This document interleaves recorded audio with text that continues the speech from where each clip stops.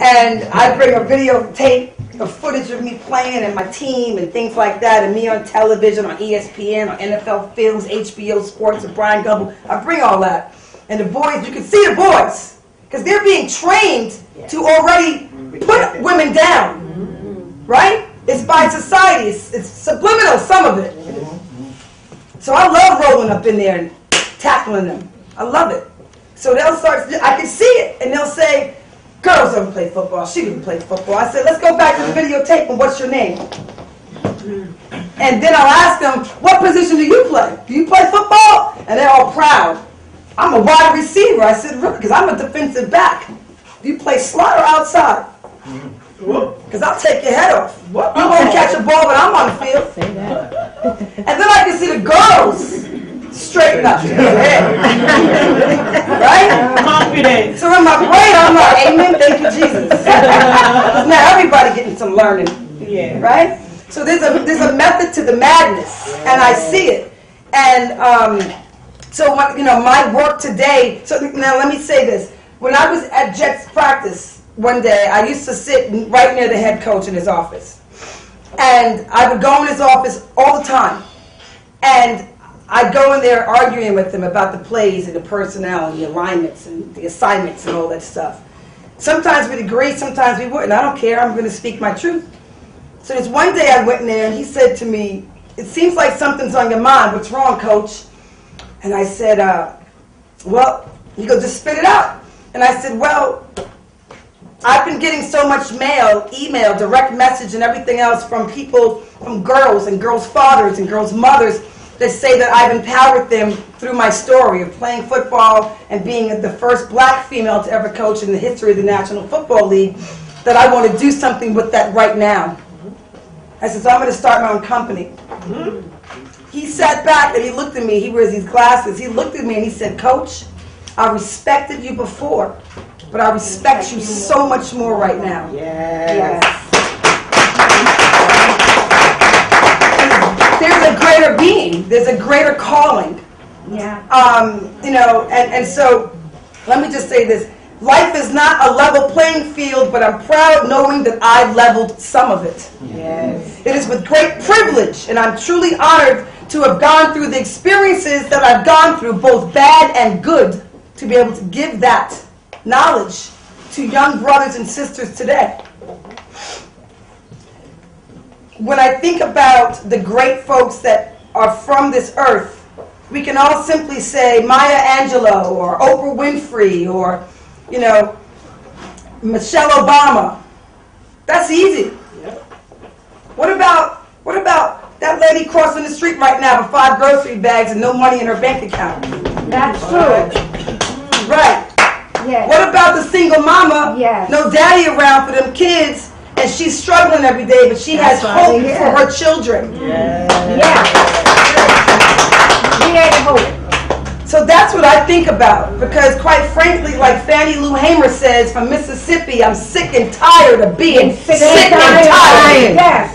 So I ask myself daily, what am I going to do about that? I'm going to take action. Yes, you will. And the action I take is going to visit my peoples. And I get a lot of flack from non-blacks sometimes. And they're like, well, you keep talking about black youth. Black girls. What about the white kids? That's true. You got to be kidding me. Are you serious? Yeah, right. The one that can afford the tickets to you. I'm like, you know what, sir? When you decide to send your daughter Becky or your son Elliot to a school in the hood, then let's have that conversation. Right now, the playing field is not level. I'm totally aware of it, and I know you are too. But you're acting like it's not there and it doesn't exist. Well, it does exist, and so I'm going to fight for my people every chance I get.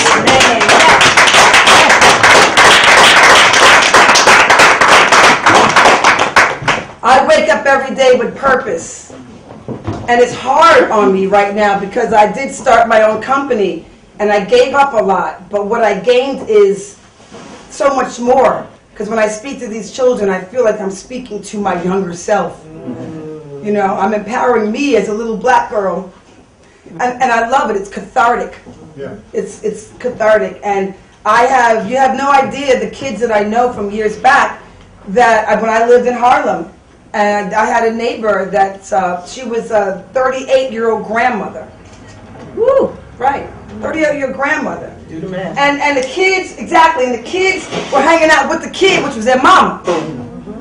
And then here's me. Back then I was marketing. I was a marketing coordinator for Swatch Watch. And I used to travel a lot. I worked the 1996 Olympics in Atlanta, Georgia. And I was always coming and going, business suits on and things like that. And one of her daughters she attached herself to me. She was in high school. And she would come by my place quite often. And I remember her coming in and she would say, "Your place is so nice." And to me, I was like, this is not like, it's clean, but this ain't the last stop right here. But that's what she thought, you know? And I wanted to break her of that, so I would tell her, this is just a pit stop. I want something more than this. I want you to want something more than this. Yes. And so we would talk sometimes, just as, you know, like I was like auntie to her. And so one day she knocks on my door, and she was shaking. And I was like, "What's wrong? What's wrong, Denisha?" And she said, "I have something I have to tell you." I said, "What is it?" She goes, "I'm scared to tell you because I'm going to let you down." And she said she was pregnant. And she was a junior in high school. And I said, "Listen, come inside, let's talk." I said, "I'm not the happiest about you being pregnant." I said, "But we're going to work through that. You've got to try. You've got to try. I'm a part of your tribe. It takes a village, so I'm here for you. Thank you." And she had her little baby.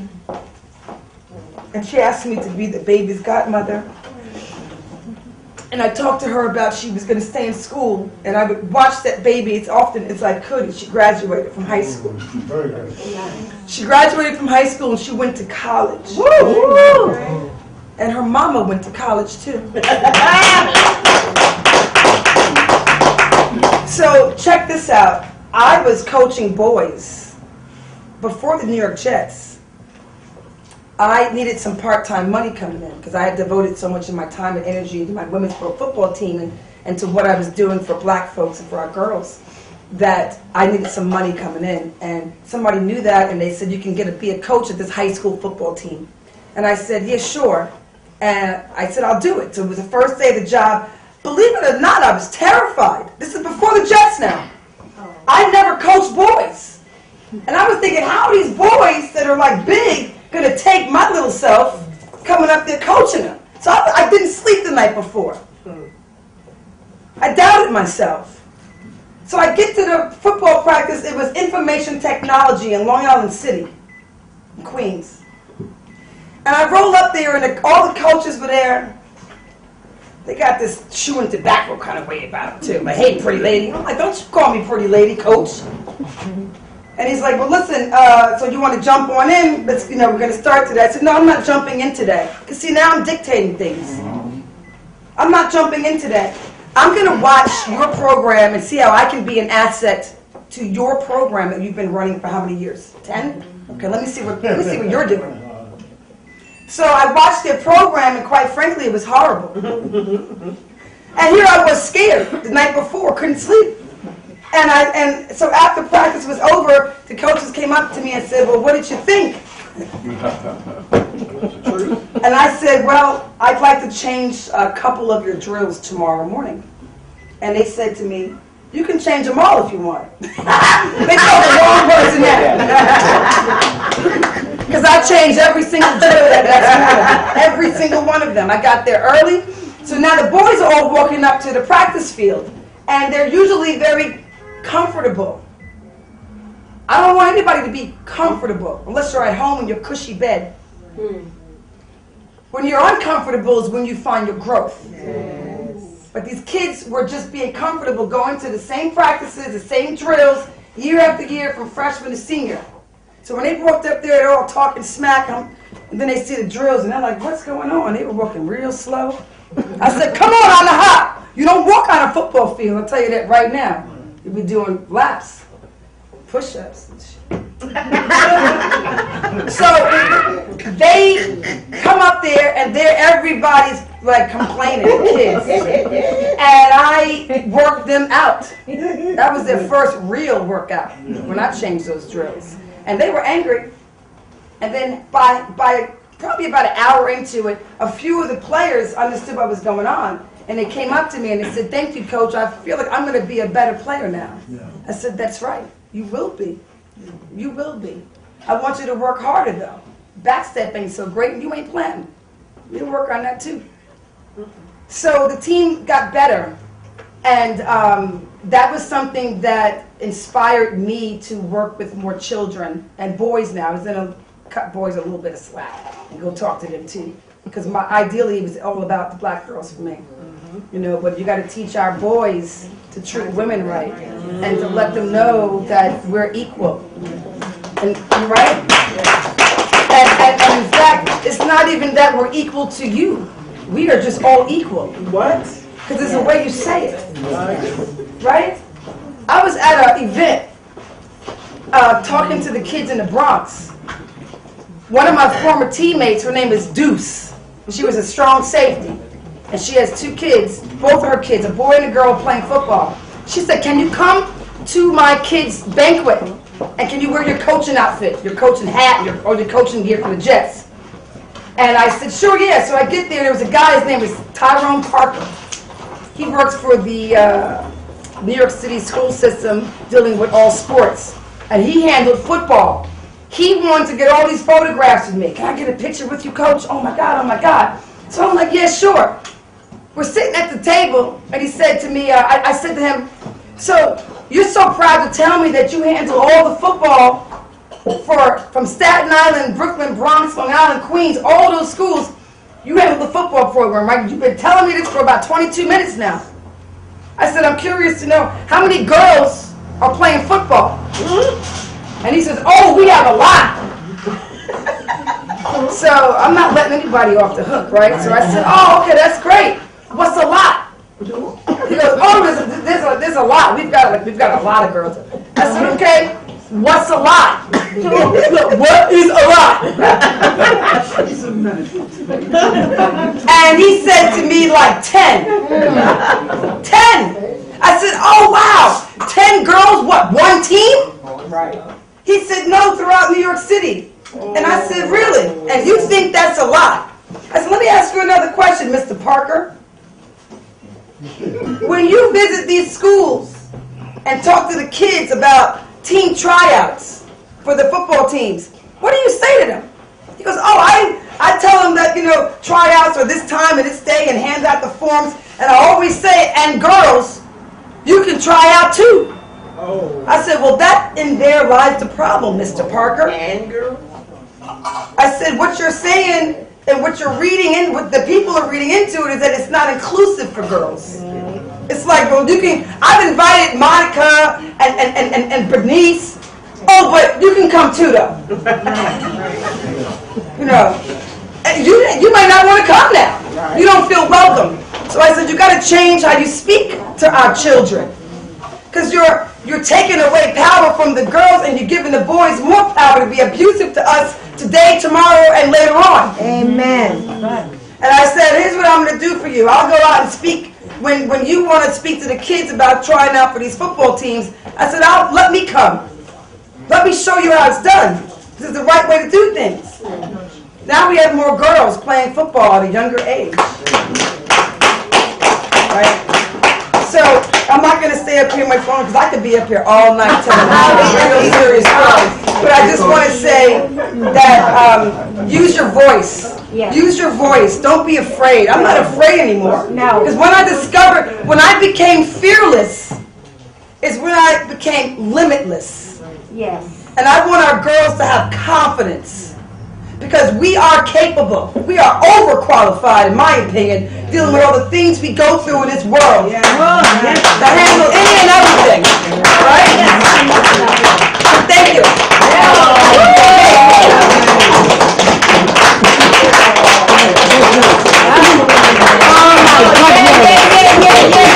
Yeah.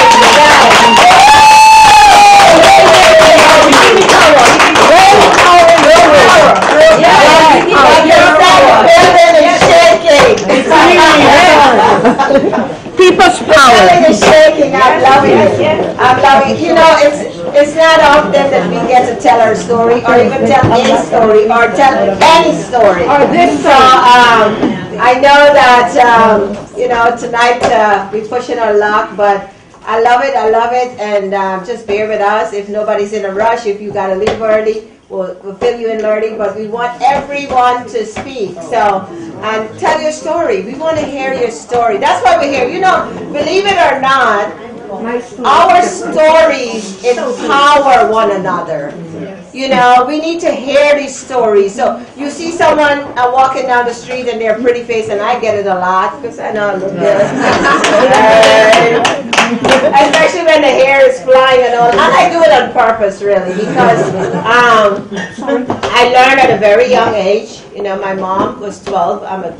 I'm a child of a child. My mother was 12. And my story is one of those that has rock stones in them. But I learned at a very young age that if you are presentable, if your appearance is spotless, then no one noticed anything else. And because there was so much pain that I could not even relate to myself that I was going through, I sure couldn't relate it to someone else to look for sympathy. Even if somebody was willing to give me sympathy, I didn't know how to go get that sympathy because the pain was so much, I couldn't transcend the pain. So what I did is I put on that image, that perfect image, and all people would do is says, wow, you look so nice, you're so pretty, you're so this. And I learned at a very young age that that was my scapegoat, that was my way out, and that's the reason why I make a special effort. And that's why I do the pageant, and that's the reason why, you know, I encourage girls, because in the foundation that I do, all of our girls, I like to say all of our girls, when you get to know them and they confide in you, you realize that they are carrying so much pain. And I want to say that especially girls that look nice have more pain than girls that are not so good looking. And it's a true fact, because the world makes a judgment call about them. And it's not only the judgment call, but most of us know that when you go through, society takes advantage of that good look too. Yeah. And it's a whole different story. So without further ado, I want to call my other sister here, you know. And ladies, you guys look so good.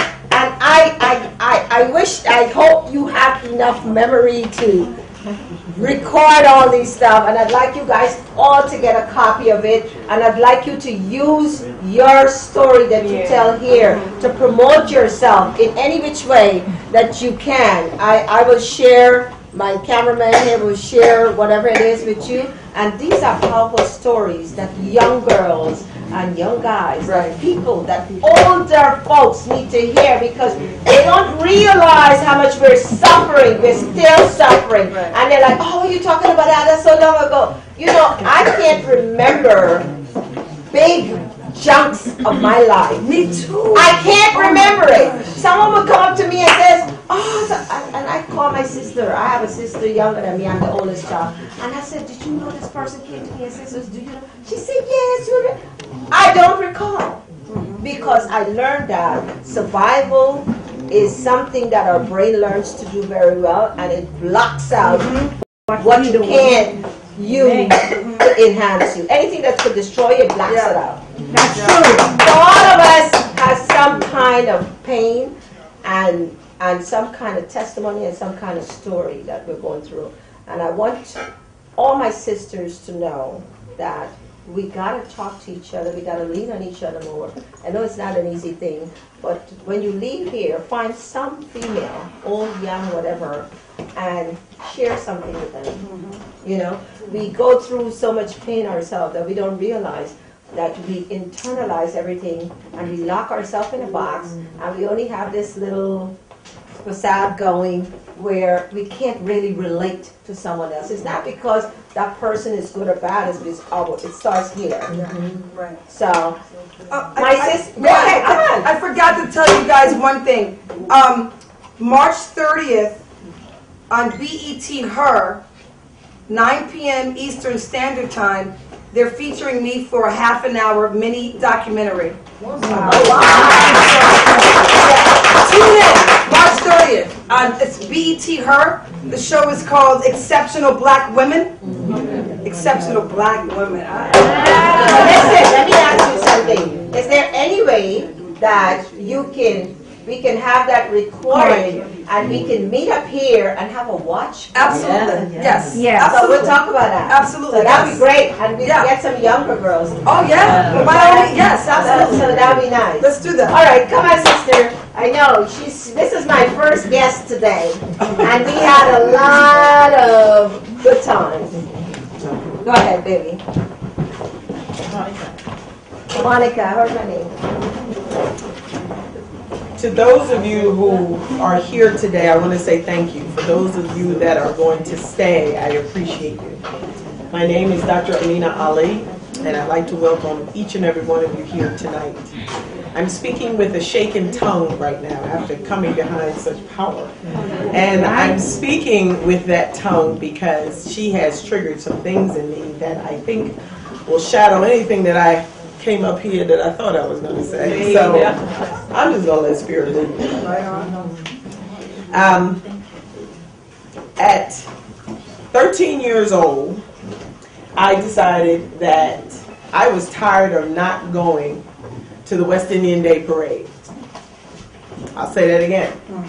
I was tired of not going to the West Indian Day Parade.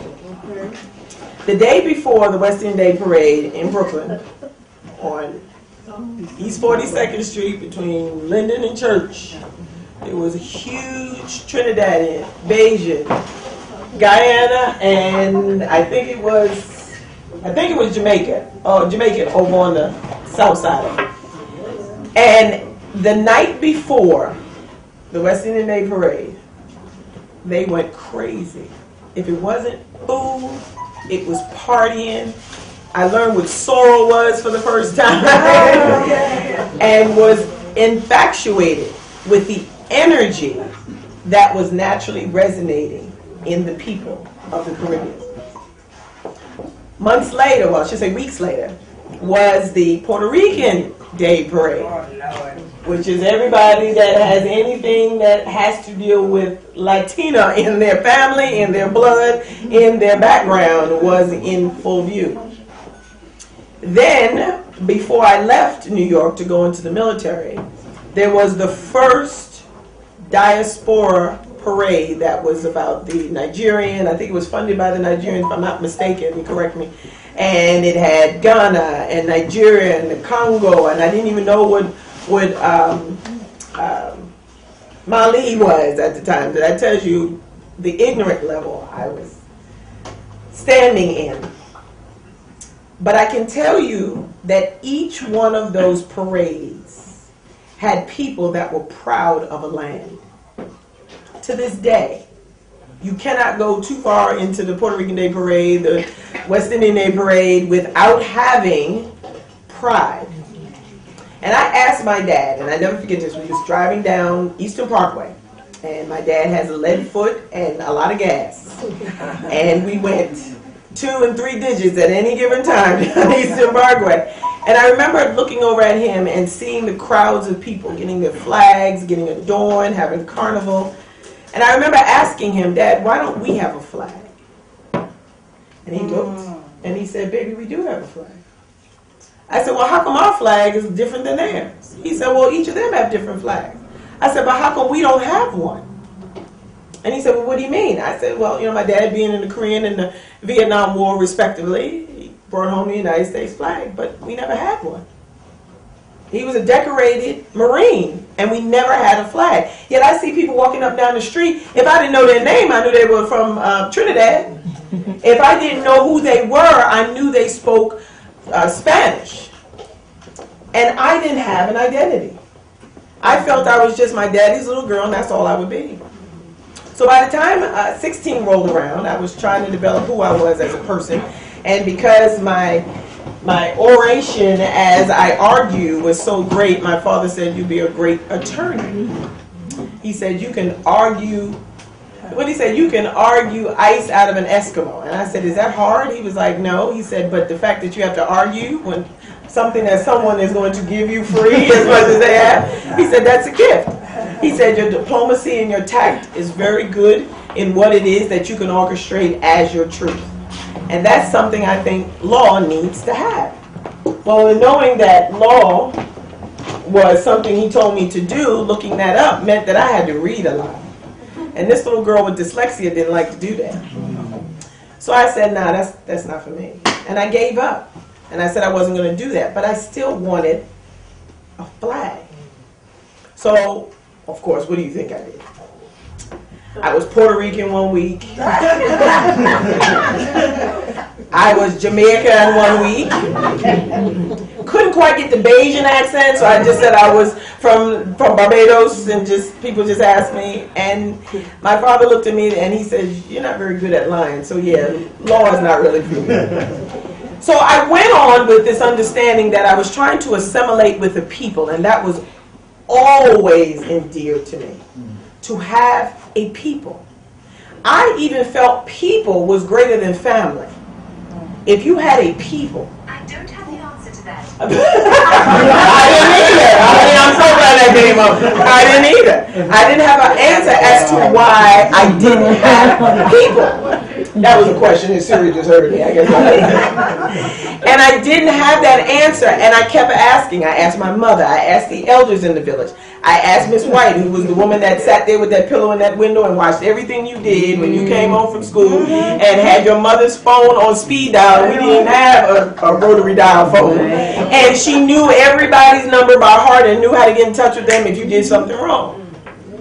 But Miss White, whose last name was White, had a Polish flag sitting underneath her window. So now where was my flag? What can I wave around? What can I wear draped across my shoulders? That I can shout when my music comes on. That I can eat food with and didn't mind getting anything on it because you're going to wash it and wear it next year for the next year's parade. I didn't have a flag. I didn't have a people. So, fast forward past the military, I'm stationed in Fort Huachuca, Arizona. I am 19, and I am a flight medic. If anybody knows anything about that, is when you're dead or dying and they call the helicopter. I'm sitting in that back seat, that jump seat, waiting to get out to put something on your chest to get your heart started. And at 19 years old, I get in the helicopter, and what do I see? The pilot with a Irish flag wrapped around the top of his jump seat. So I asked him, I said, okay, tell me something about Ireland. And in his very Irish accent, he explains the greatness of his land and his people. And he says how they like to eat potatoes. I didn't know that until that conversation, that they like to eat a lot of potatoes. And he told me about how his mother raised him and how they didn't have much, and that this was like a big thing in his family, and how his grandmother was so proud of him that she took her last breath and waited for him to graduate before she passed away. And he told me how his mother was so proud that when he graduated, she flew all the way from Ireland to come watch him graduate to be a flight medic.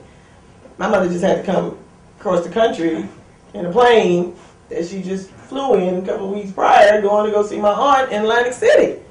And I'm thinking, okay, but I don't have an identity. I don't have this. So I sat with it until the age of 23. And one of my girlfriends asked me, she said, where are you from? To this day, that question triggers me. Where are you from? And I said, I'm from Brooklyn. She said, no, where are you from? 42nd Street? I mean, I don't, what are you asking? I mean, I don't know. We were in Downstate Hospital. I mean, that's where my mother had me. I don't know. Where are you from? And she kept asking me that. And she told me later, she lost respect for me because I didn't have a people. Why did she say that? Because of the pride that was instilled in her from this little, that you have to have a people, and people beside you and with you is your family. Even if they didn't have your same last name, they were your people. They were family. I didn't know what that was. I knew I had a father, a mother, and yeah, I was a little black girl from Brooklyn, and they did live in a house with me, and they were married, and they did have me before they got married, just so we put that disclosure out there, so we won't think that there was something wrong with my family. I was an only child and my father's firstborn, and decided that I was just going to be daddy's girl, and I was just going to identify with whatever flag he had. Fast forward to 2012. A little girl from India told me that she was talking to me, and she wanted to talk to me because she enjoyed how I didn't have an accent. I said, well, what does that mean? She says, when you speak, I can't tell where you're from. And I said, oh, really? Get me mad enough and I'm going to sound like that Jew woman down the street that sounds like she's coming from Atlantic Avenue. Why? Because that was the way I was raised. But she admired me because I didn't have an accent. Once again, I was triggered. Why don't I have an accent? Why don't I have a tongue of a people? And I kept asking myself, why is it that all these other people that have, you can always tell where they're from just by the accent. Even if they're from the Caribbean, you can tell which, if you listen close enough, you can tell where they're from. And if you live in Brooklyn long enough, I'm pretty sure you can snatch it out the air. But I didn't have that. One of the things that I was taught when I was going through Jack and Jill, if anybody's familiar with that, that's a very astute, charming etiquette class that tells you how to set a fork for the president to show up. I was trying to do that when Barack was in office. He never showed up. But you know,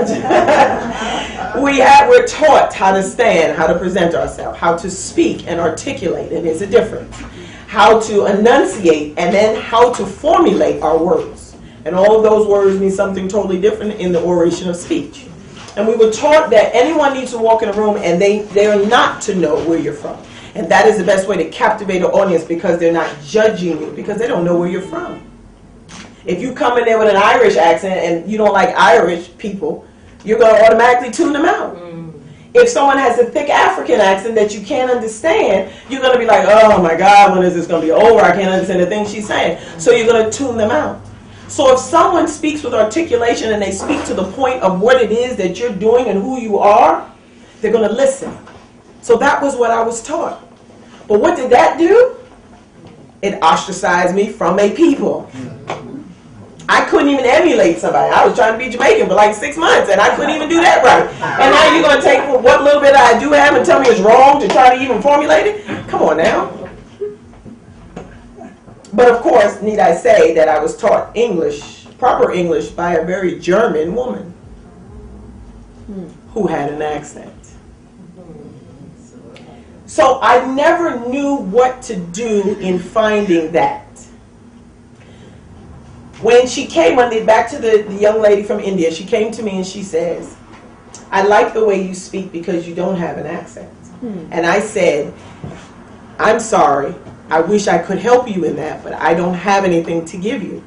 So she asked me, what do you think she asked? Where are you from? Because she wanted to know what people didn't have an accent, because she wanted to assimilate to those people. And I said, I'm from Brooklyn, New York. And she says, well, why don't you speak like the people from Boston? She associated people from New York and the tongue of Boston as one and the same because it was from the East Coast. Now, we do have similar twangs, but you can tell somebody from Boston just like you can tell somebody from Brooklyn. But I didn't have that. So I couldn't identify, I couldn't assimilate, I wasn't good at lying about who I was, and all I realized that at 32, I needed to know who I was. And I couldn't find that. Well, when you ask, God never says no. He says, yes, yes, but not right now, or I have something better. So when I asked him who my people was, I thought he was saying, you're good in Brooklyn. What he was saying was, not right now. I don't want to give that to you now, because as passionate as you are about learning who you are, you're going to lose your identity trying to find who you're supposed to be with. So find who you are, and your voice will come. So I said, okay, we can do that, because I ain't got nothing else to do. I ain't got nowhere else to go and nowhere else to be, including no other people to be along with. So I decided that I was just going to take that first step, and I was just going to ask my history teacher, how do you find out where you're from?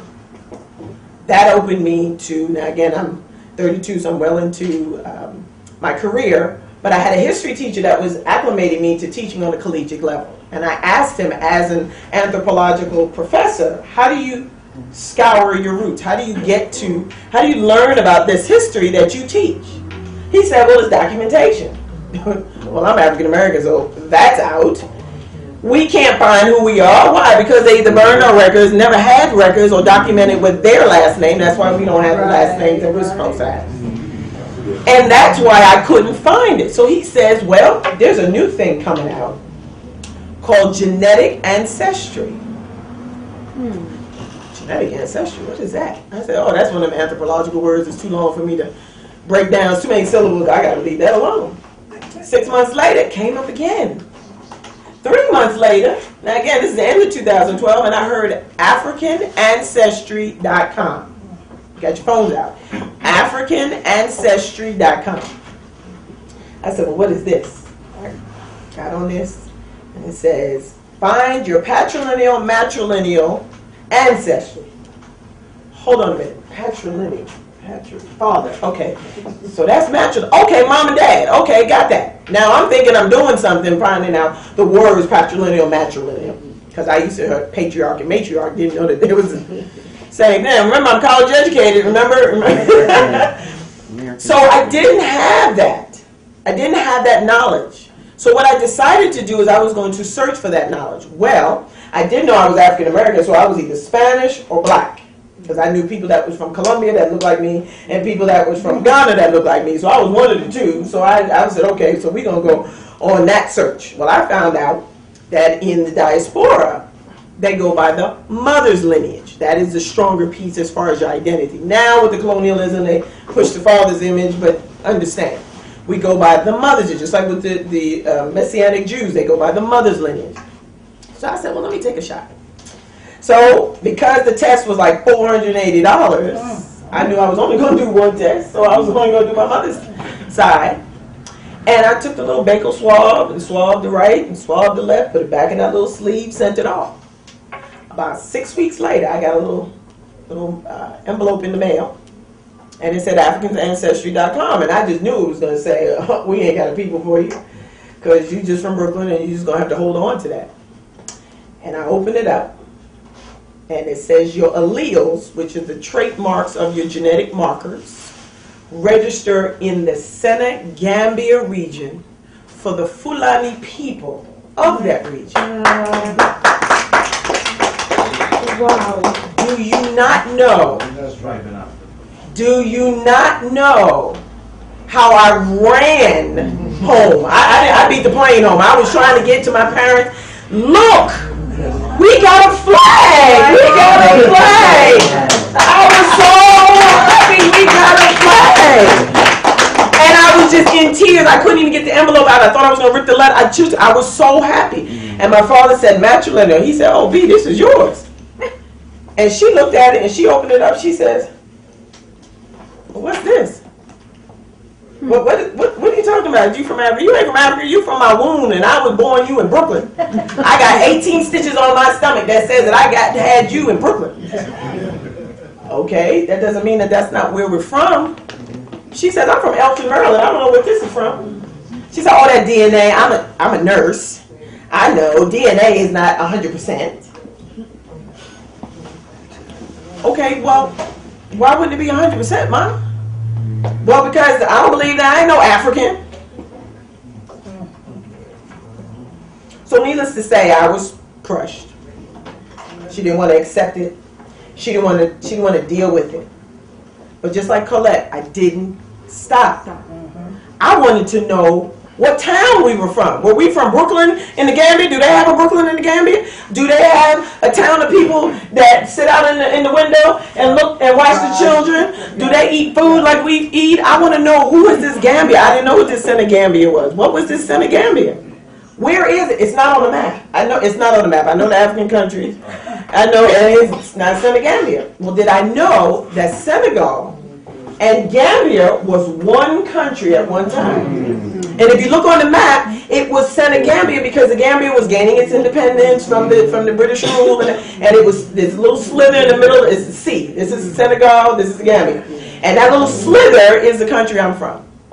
If you blink, you would miss it on the map, I promise you, unless it was a map as big as his face. You know, you wouldn't see Gambia because it literally is a sliver. It's like normally a little wide line that you see in the middle of Senegal.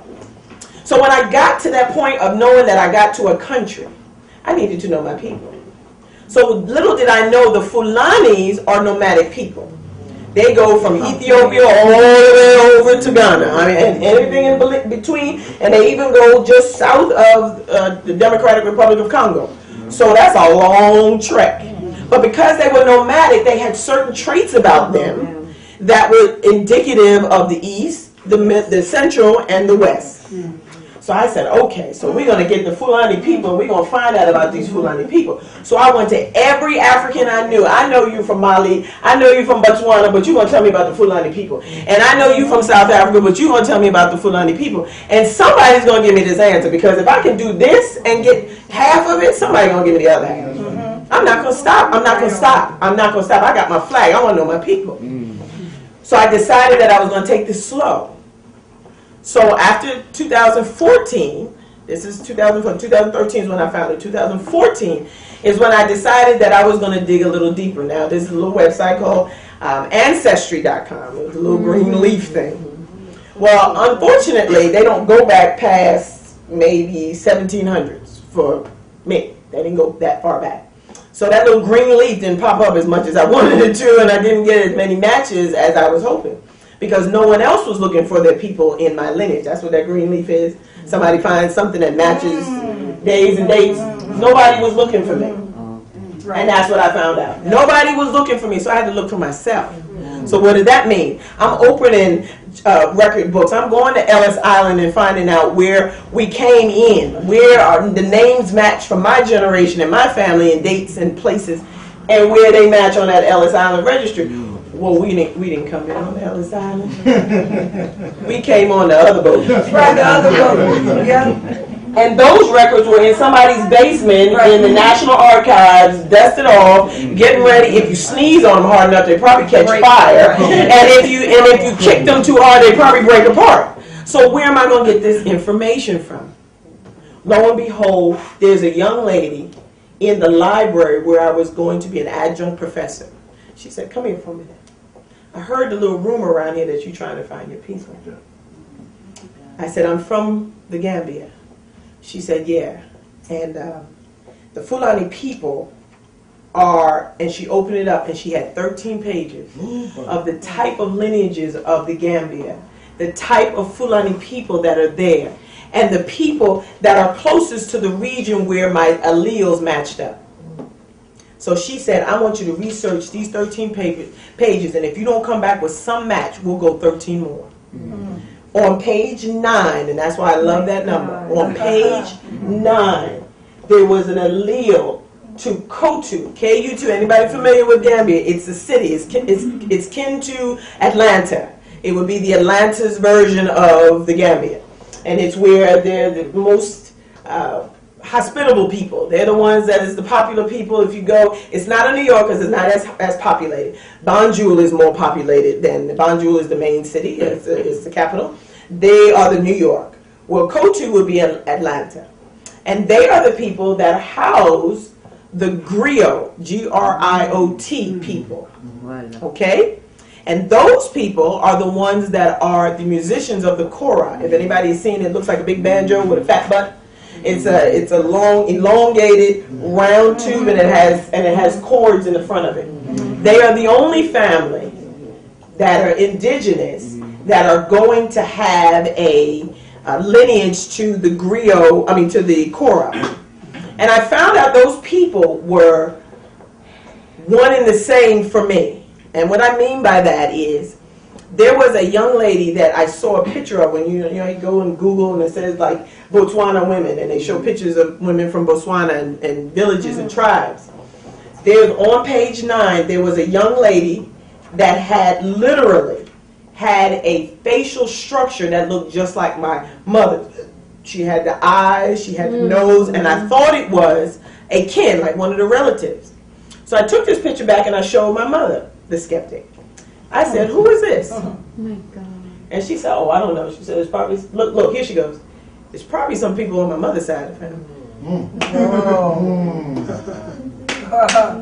So I said, "Oh, really?"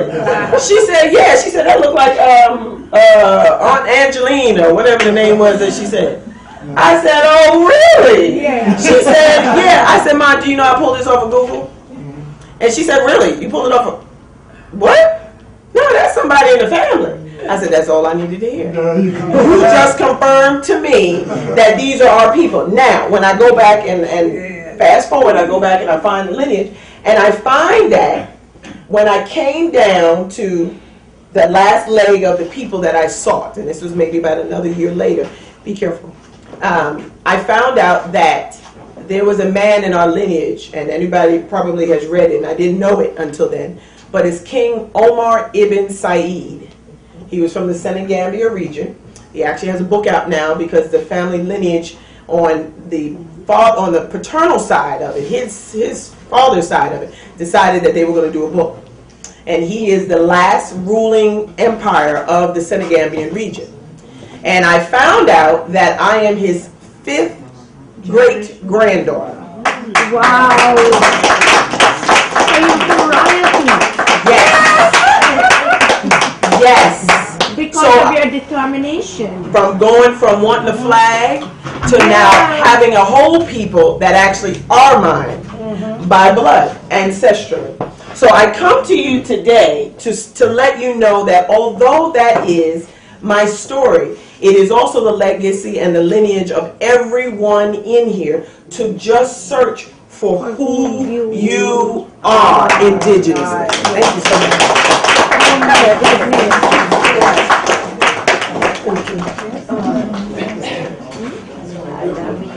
I'm telling you, everything tells us that we need to go inside, go inside. Yes, You know, because go inside. everything stands with us. Everything goes here. I know the stories are like. I need to do like a video archive of our own stories. You know, I just want quickly. I know you're next, but I want to acknowledge someone special. You know, I've always told my son that I want to go away for a year, and I want to go to like China or somewhere and spend a year in the grassroots, because my reason for that is because I am a fan of culture. I love respect. I love structure, and I love my mentor, my peers. I don't want to say elderly, because if you don't know where you're coming from and who you are, then how could you know where you need to go? So I want you to just introduce, don't tell your story yet, but introduce yourself, because everyone wants to know who you are.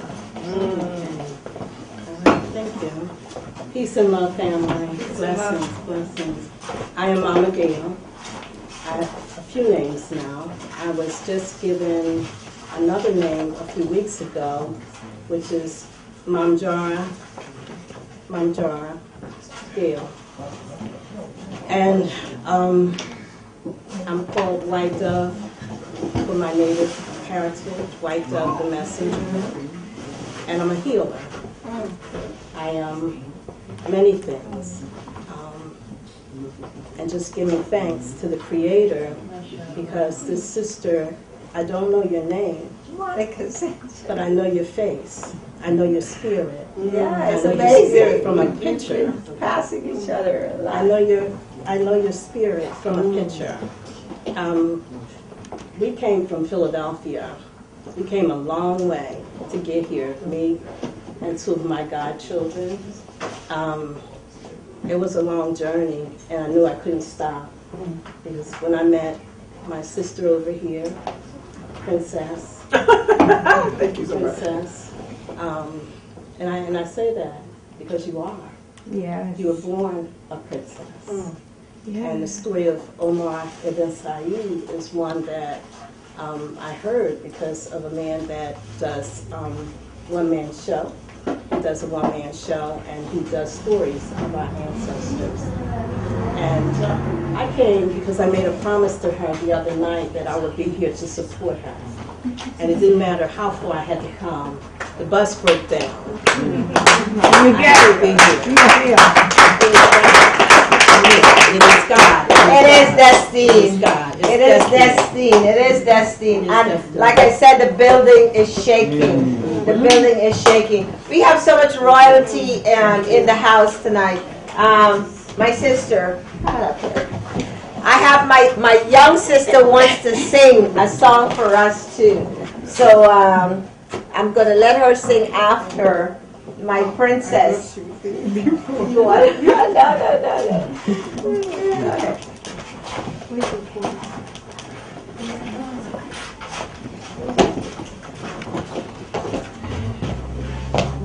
Sorry, excuse me.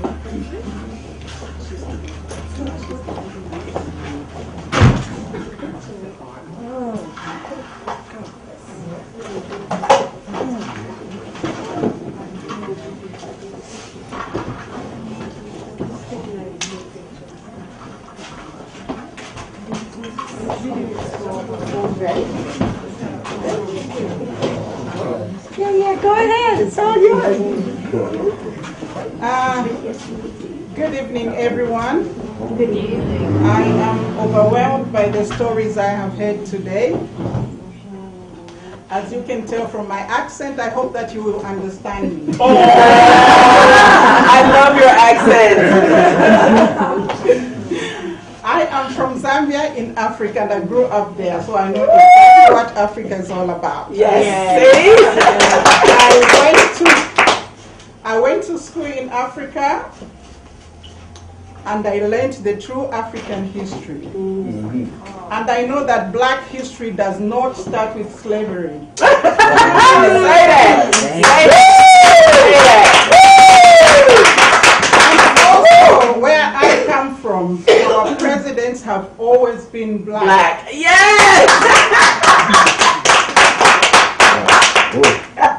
My name is Justina Mutale. As you may know, if there's one thing a woman can be, it is always many, many things. For women are great multitaskers. I don't know which title to attach myself to, but I run my own foundation, named after myself, of course, the Justina Mutale Foundation. I am also the Global Envoy for Gender Equality for the International Women's Think Tank, which is headquartered in Atlanta. At some point, I was appointed president of a martial arts academy headquartered in France. I sit on the board of the World Leaders Forum headquartered in Dubai. I live and work in London. I'm on the board of the National Alliance for Women's Organizations in London, and a lot of more other boards, both in the UK, in Africa, and elsewhere.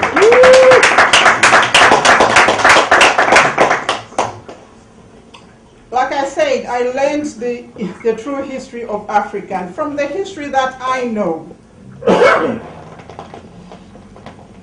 African women were always equal, if not even more powerful than their men.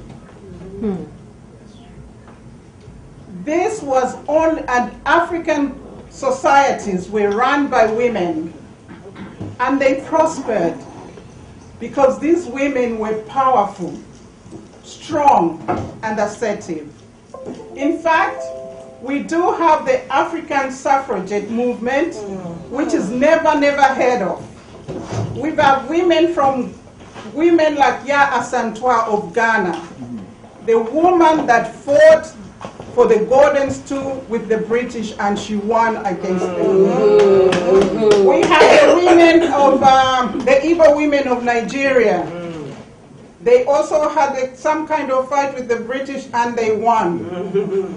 We have the women from South Africa that marched to the headquarters of Pretoria. The Women's March has always been going on, starting from Africa.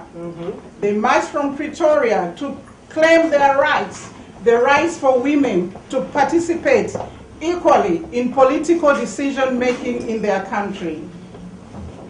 I come from a background of very powerful, strong, assertive, sometimes we are called aggressive women.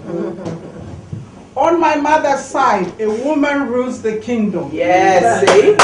In fact, on my mother's side, the women in my mother's side have always taken ownership of themselves, of their own identity. Yeah. Because when a girl child is born on my mother's side of the family, she is given her own name. She never takes up the father's name as in surname to combine it. No, she has her own name. And even while the rest of the world, only in recent years, have started deciding for the women to keep their maiden name as part of the fight for gender equality, from my mother's side, since time immemorial, women never ever take up their husband's name. Look at that. That gives power to the woman.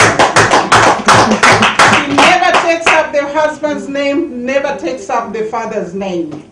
She is her own person and never walks in the shadows of a husband nor a father. On my father's side is patriarchal and ruled by a man, of course. But this did not stop one strong, powerful, assertive woman who got up and started a movement. Some people called it a political movement, others called it a religious movement. But she amassed a following that shook the political foundation of my country. In a patriarchal society, a woman got up and shook the political foundation of the whole entire country. I grew up believing that women are natural born leaders. Yes. They are the backbones of the family, backbones of society. Because I saw all these strong, powerful women in my background, growing up among them, I believed women were leaders.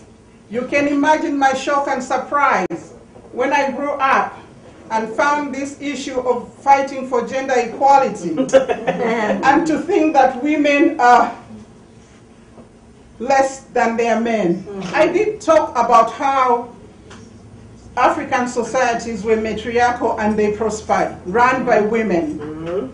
What changed that was colonization. Yes. With its emphasis on shifting from a subsistence economy to a monetary economy. In a subsistence economy, both man and husband went and worked the land and they ate from the land. So they contributed equally and they were at equal footing. With the new monetary economy, colonizers had to take men out of their homes to go and work and get paid money. So the men became the breadwinners. And that made the women in Africa lose their power. Their power over decision making, over participation in development, and also over ownership of resources, including their own land. So when you think that, monetary economy also emphasized formal education. Remember, education did not come with the white man. When you are teaching a child, how to sharpen a spear, that's an education in itself. Yes. So they insisted on this formal education of ABC, an education of speaking English, an education of doing things in a totally different way than we used to do things.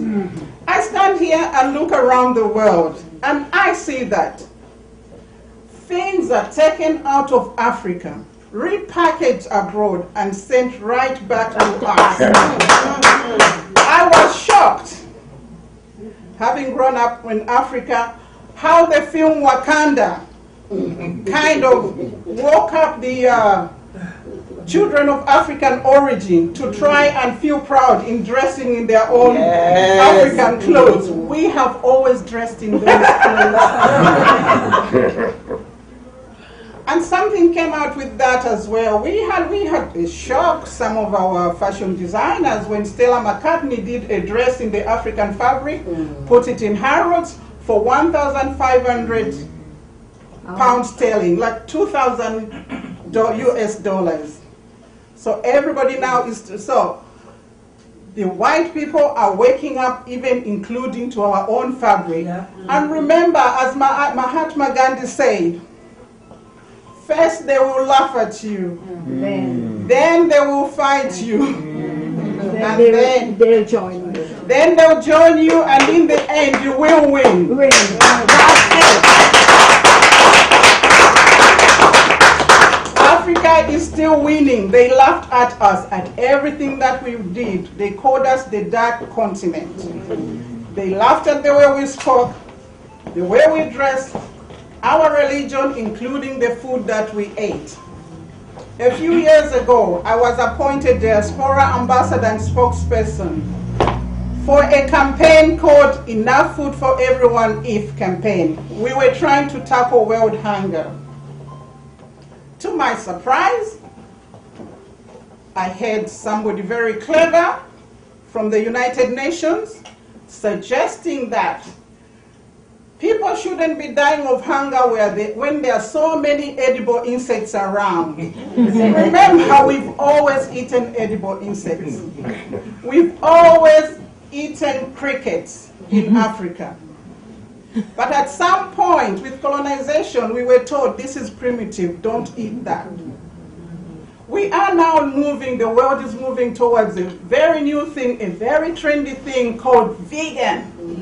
Vegan eating. That is what we did before in Africa. That is what we always did before in Africa. And there's another new thing. When we were taught to stop worshipping idols, don't go and bow by a tree. Don't go and do, I was very shocked to read in The Secret when the guy said he went and picked up these stones and they were his, I don't know whether they were his lucky stones, I've forgotten the way he used it, to hold those stones. We already used to do that. Another time, I was surprised, somebody was talking about this executive new thing, new way of sitting down to have a meeting that relaxes your mind and it's very productive, blah, blah, blah, blah, blah. It's called fireside meeting. We have always been sitting by the fire.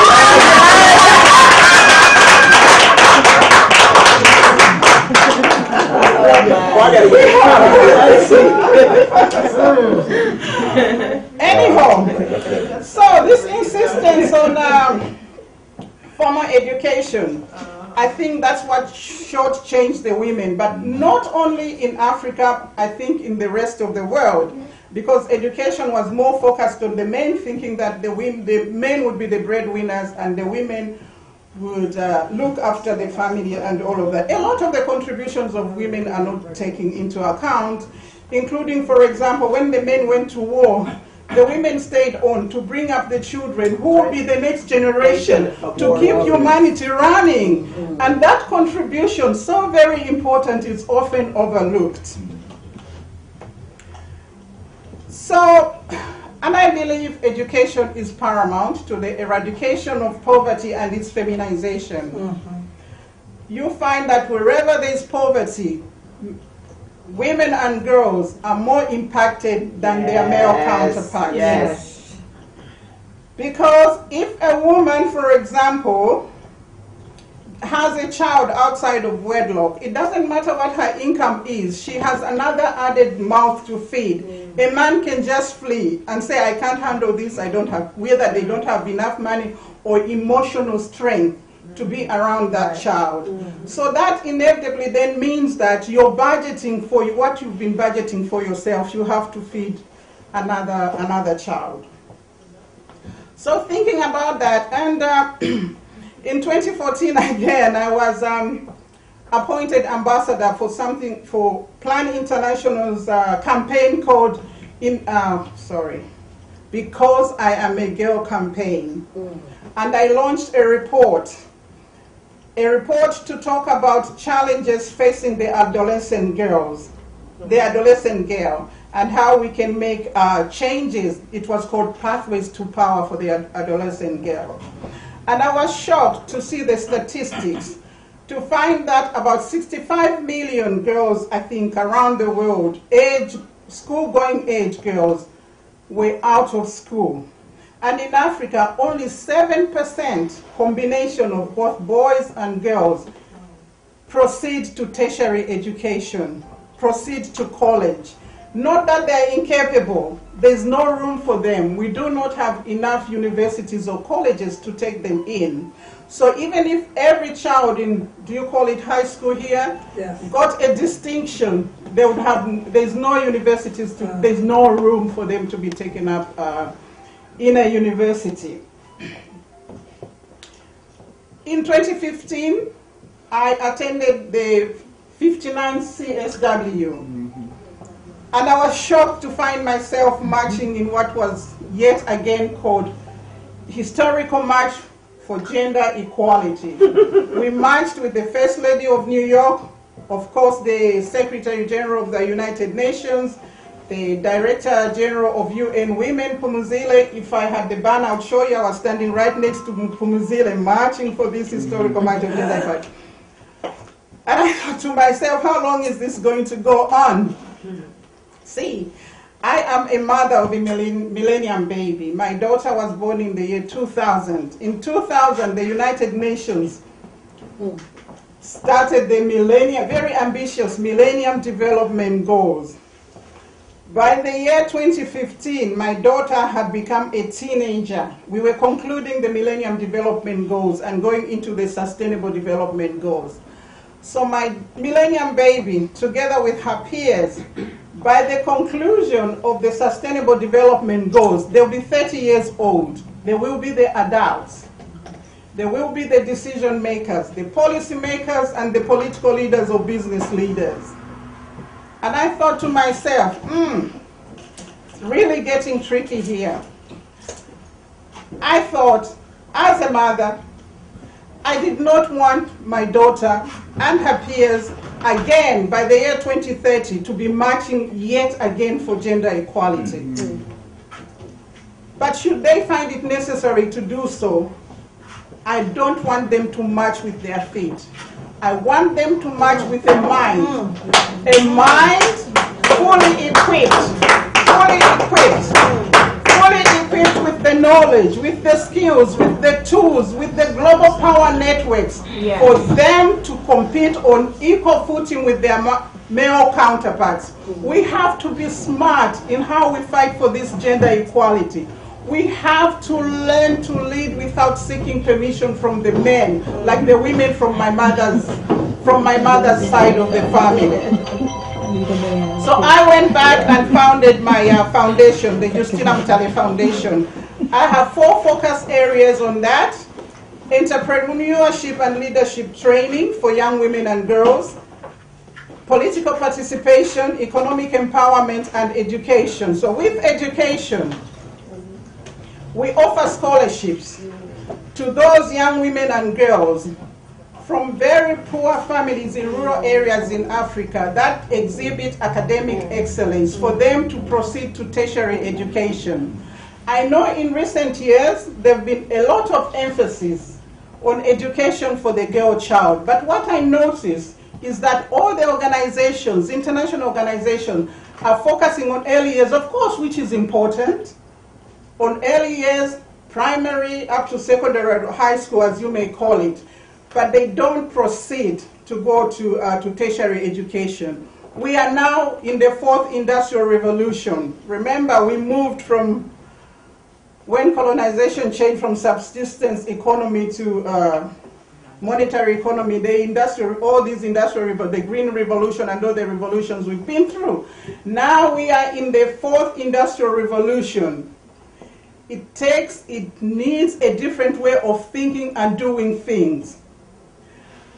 Africa has the highest number of the young population. About 80% of the population in Africa is under the age of 24. So while the rest of the world have got aging population, Africa has the youngest population. You can imagine 24 by the year 2030, and it is estimated by the year 2050, Africa will have a population of over 2 billion people. 2 billion young, agile, energetic people, while the world would have lost a lot of their people because they are aging and falling off. And also, it is estimated as soon as by the year 2030, there will be over 1.5 billion jobs requiring new skills, the digital skills. That is why our girls from Africa need to be educated as much as the next child around the world. And not to leave them halfway. We need to educate them so they can participate fully in the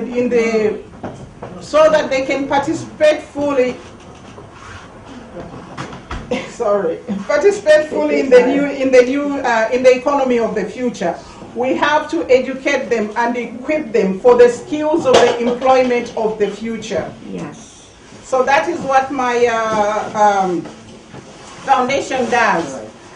Also, having grown up in Africa, when I was young, very, very young, about, I think 8 to 10 years, maybe 10, 11 years old, somewhere there, I wanted to go to Hollywood. I really wanted to come to the USA. I wanted to come to the USA because I was in the fan club for Michael Jackson.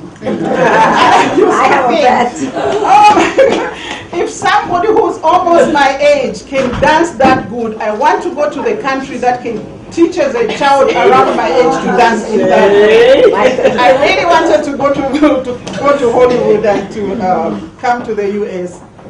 Then as I grew up, came Soul Train. And I said, I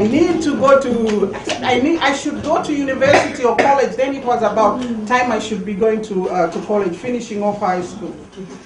Couldn't do that. My family didn't have that much money to send me away. So that didn't happen. But anyway, fast forward. Being African and grew up in Africa, I saw the devastation that the AIDS pandemic had in communities and families in Africa. Before the AIDS pandemic, we did not have, I could specifically talk about my country, Zambia, we had no street children. And nobody slept on the streets. Wow. Even people who were considered to be mad or deranged that roamed the streets during the daytime, in the evenings, a relative would pick them up so they could sleep under a roof. Wow. So the devastation of HIV and AIDS brought us orphans. Because Zambia has always been a peaceful country. Even our transition to independence was peaceful. So we had never suffered any wars. So there was no need for us to have this huge influx or exodus of orphans. HIV and AIDS did that to us. And I thought, as a mother, I did not want the next generation to suffer the same fate that we have suffered. I decided I would start, I started a pageant, like I called Miss Zambia UK Beauty Pageant. First of all, it was PR campaign to profile my country, Zambia, in the UK. For when I got there, Zambia was little known, especially in the social circles or community circles. So I started this beauty pageant, Miss Zambia UK Beauty Pageant, to profile Zambia and its people, but also to highlight the plight of HIV/AIDS orphans in Zambia and in the rest of Africa. By 2011, I think, 2011 marked 30 years since the HIV/AIDS had invaded Africa, or introduced to the world or something like that. And I thought, how long are we going to do this? So instead of focusing on the end product, which are the AIDS orphans, I decided to reinvent the whole pageant to make a global campaign called Positive Runway, Global Catwalk to Stop the Spread of HIV and AIDS.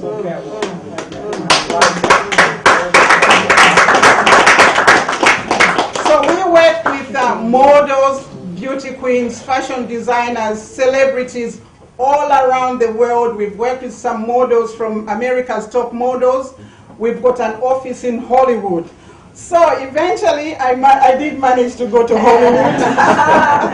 Positive Runway was invited on a number of Grammy Party awards.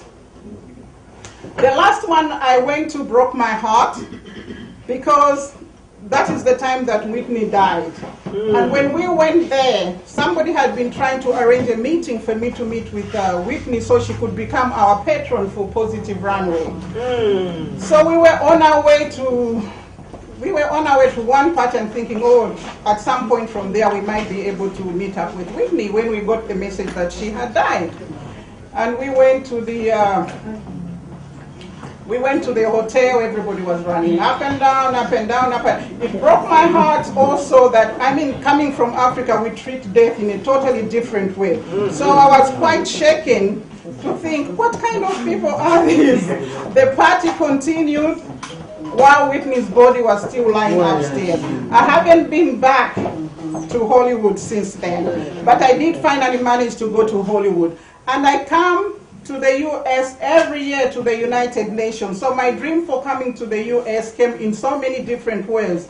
My work with the foundation, the work I did before with the Commonwealth Secretariat, which is like the United Nations, but of countries that used to be British colonies, always brought me back to the United Nations to attend the CSW, and now I do it in my own right under the Justina Mutale Foundation.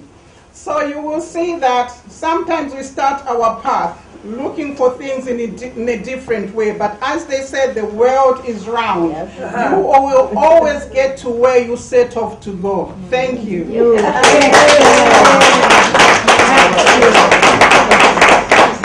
Oh my goodness. Oh my goodness. The stories. I need to say something. Yes. And you asked, who am I? You asked the question. You asked, who am I? And I'm good. They can hear me. You asked, who am I? I told who I was. However, I didn't say why I'm here, for real. I told you about the connection here. I didn't tell you about the connection here and how God put us all together. But I want to say to you all, sisters, there's a healing that must take place. Yes. That healing between sisters, that healing between mothers. In America, there's no other group of people that have suffered as long as Americans, Africans born in America. There's no other people. I had the opportunity of going to Goree Island in 2010, and God allowed me to feel the pain, the suffering of our ancestors in the slave house. Not only the birthing of the babies in the slave house, but the rape that our women experienced. There's a healing that must take place between we can talk about all the things we want to talk about. Yes. But the earth is suffering because of what was done to Mother Africa. What was done to the women, to the men, to the babies, to the children. But it continued here. And there must be a healing. If we want things to change, Yes. we the ones to do it. Right on. That's true. We can talk about Africans in Africa. We can talk about Africans in Europe. We can talk about Africans in South America. Wherever we are, there's a special healing that must take place. First, there has to be some recognition of what was done. We can't keep acting like it didn't happen. Right on. We are one people. And when you go to other countries, you see your face. Yep. You see people that look like you. You see people that dress like you. You see people that walk like you, that talk like you. Even with their accents, you can see in their eyes they are you. There's a healing that needs to take place, and this is the perfect year for it to happen. Whether you go to Africa, to the slave houses, or whether it's done all over this country, we have to come together. Africans, I sit at the United Nations and I get upset because I say, what about African Americans? That's true. What about us? We belong to the motherland. The resources that are there belong to we as well. Yeah. The ancestors that walk with me won't allow me to be quiet. That's right. I sat there. They come through me speaking languages I don't know. But they're in me because we're one. Yes. And so I'm saying we can keep talking about all that we're doing, but until we look each other in the eyes and say, I love you, Amen. I care for you, And I'll be there with you. and I need you. I watch the women walk throughout the United Nations year after year, sisters that look like we. And they'll walk past, or they'll look you up and down, and just keep going. Like you're a non-entity. I have never been a non-entity. When I was little, I knew how great I was. And I'm saying I teach people how great they are. And you can recognize greatness when you're great.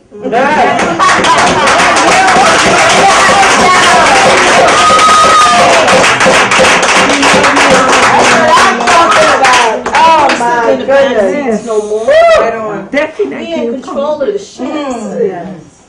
We own them. We always did. If we had not been where we were, you would not be where you are. And I'm speaking for our ancestors. That had to happen for this to happen. What is wrong with you? That you don't recognize how great you are. That's true. Why keep giving your power to someone else? That's what I'm talking about. Right on. I don't give away my power to nobody. This is about the woman. Mother Earth is crying out. Yes, she is. Yeah. She is going through a healing crisis. Yes. And guess what? So are we. Yes. We can talk about all the abuse we want to. The same way they're abusing Earth, they're abusing you if you allow it. Yeah. And so I say change your language, change the words you say. Yes. Own it. Okay. Now. Change those letters around. O-W-N, now. Okay? Own it. Own. O-W-N, now. Change the letters around. We are one. And when we recognize how great we are, and we feel and know that we are one, watch what happens. This energy in this room right now will go out through the universe. Those babies that are suffering because the parents are no more, guess what? They may not be with them physically, but they're with them spiritually. Why are we calling on them? Why are we calling on the ancestors to assist us? Because like the angels, they've been waiting. But one thing I can tell you, and you don't have to believe a word that I say, but what I say to you is what if what I'm saying is correct? Correct. Yes. It seems to me that there's a big hole that must be filled, and nobody can fill it but us.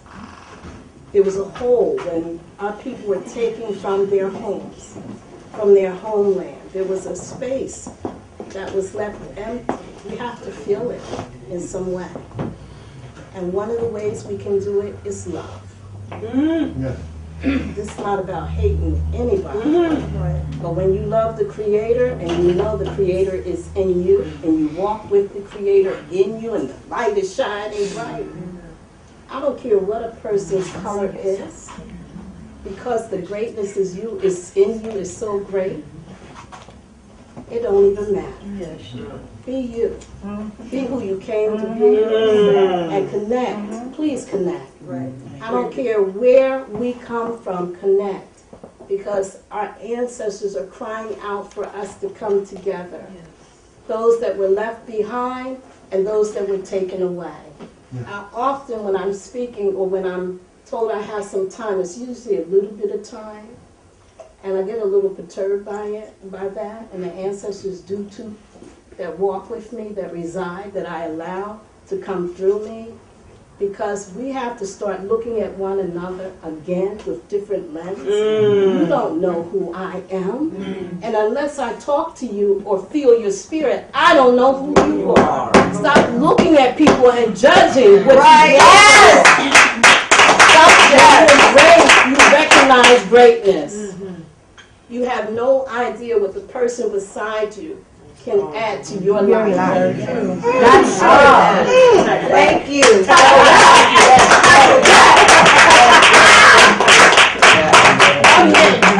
I would like to make a very quick announcement following on what Mama has said. This year, as we all know, marks 400 years since slavery was abolished or started. Africa has opened up its doors to all the children that were taken away.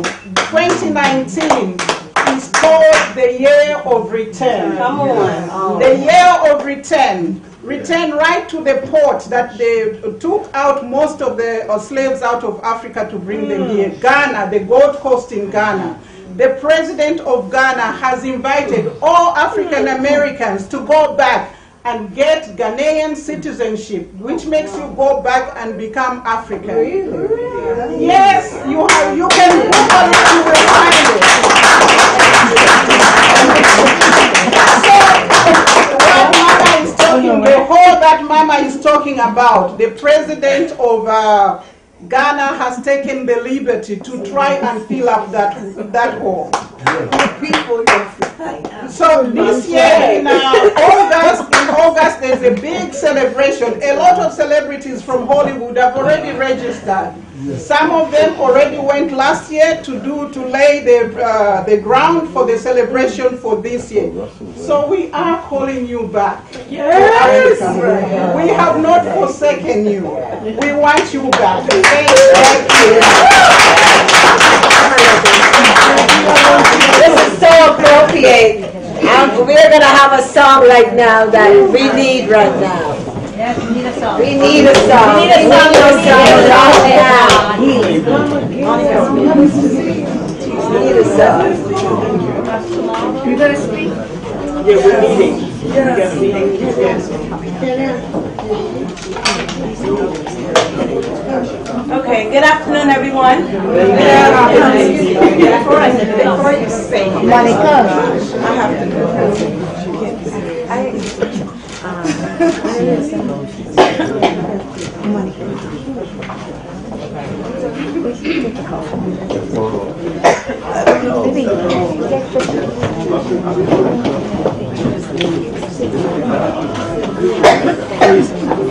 I'm coughing like that. Excuse me, that's kind of true. No, oh, so am I. 347. Good night, everyone. My name is Donnell. I'm Lovis Davis. I sung earlier. I introduced myself. Okay, it was just a pleasure to hear all of the ladies speak tonight, and I like how everybody spoke about love and, just keep coming together. Tonight I'm going to be singing a song called Stand Up for Love.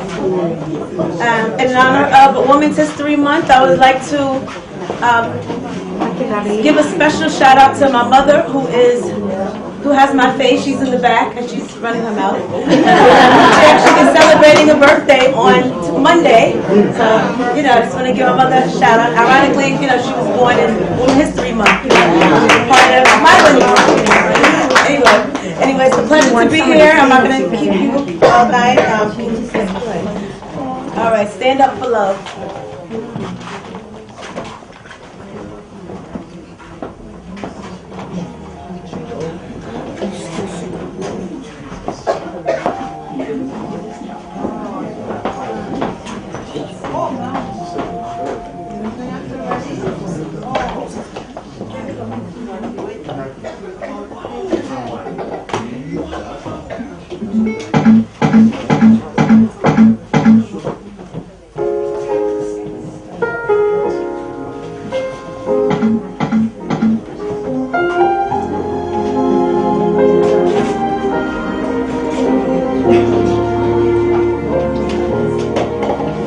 There are times I find it hard to sleep at night. We are living through such troubled times, and every child that reaches out for someone to hold, in one moment they become my own. And how can I pretend I don't know what's going on when every second of every minute another soul is gone? And I believe that in my life I will see an end to hopelessness when giving up of suffering. If we all stand together this one time, no one will get left behind. Stand up for love. Stand up and hear me say, stand up for love.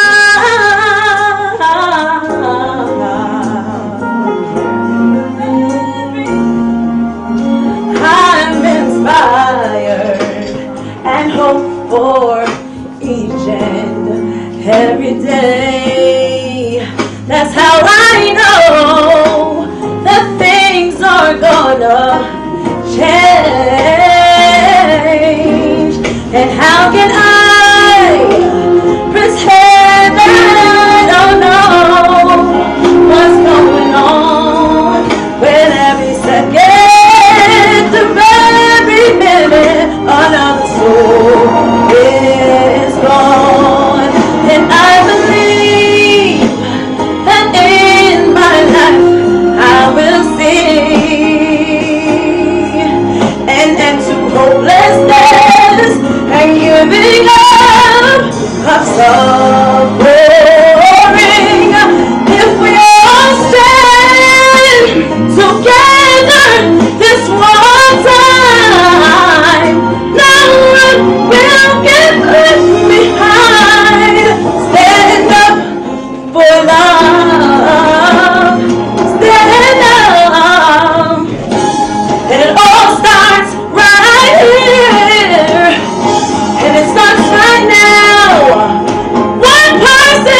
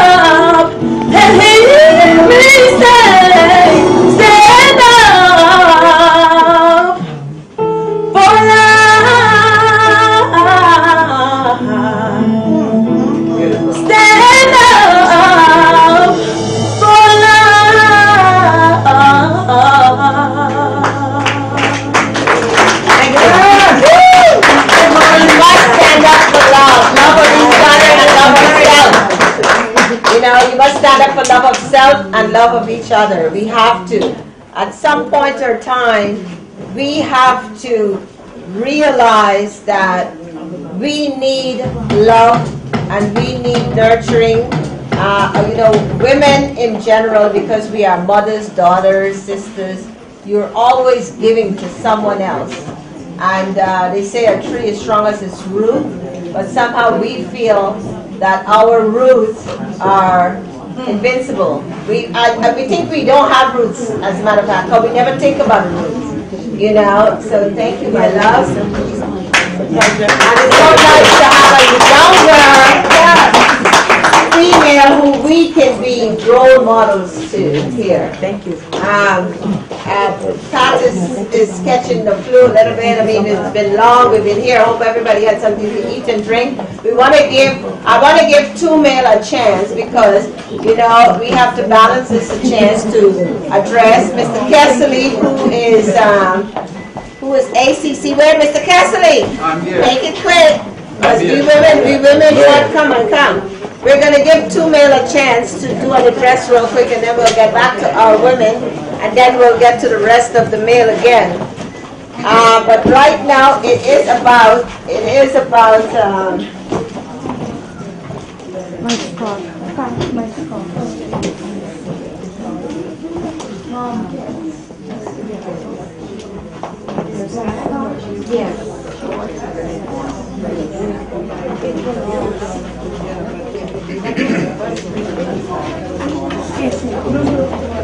Go ahead. Can I just have your attention for a few minutes? Go ahead. Please, can I have your attention for a few minutes? Go speak, they're listening. No, I mean, they walk all around the place. No, Thank you. speak. Thank You you. see where you put a man up here, just speak. It's I okay. can hear you. Go ahead, just speak. Yes, God mercy. it's okay. Yes. There is a Thank you.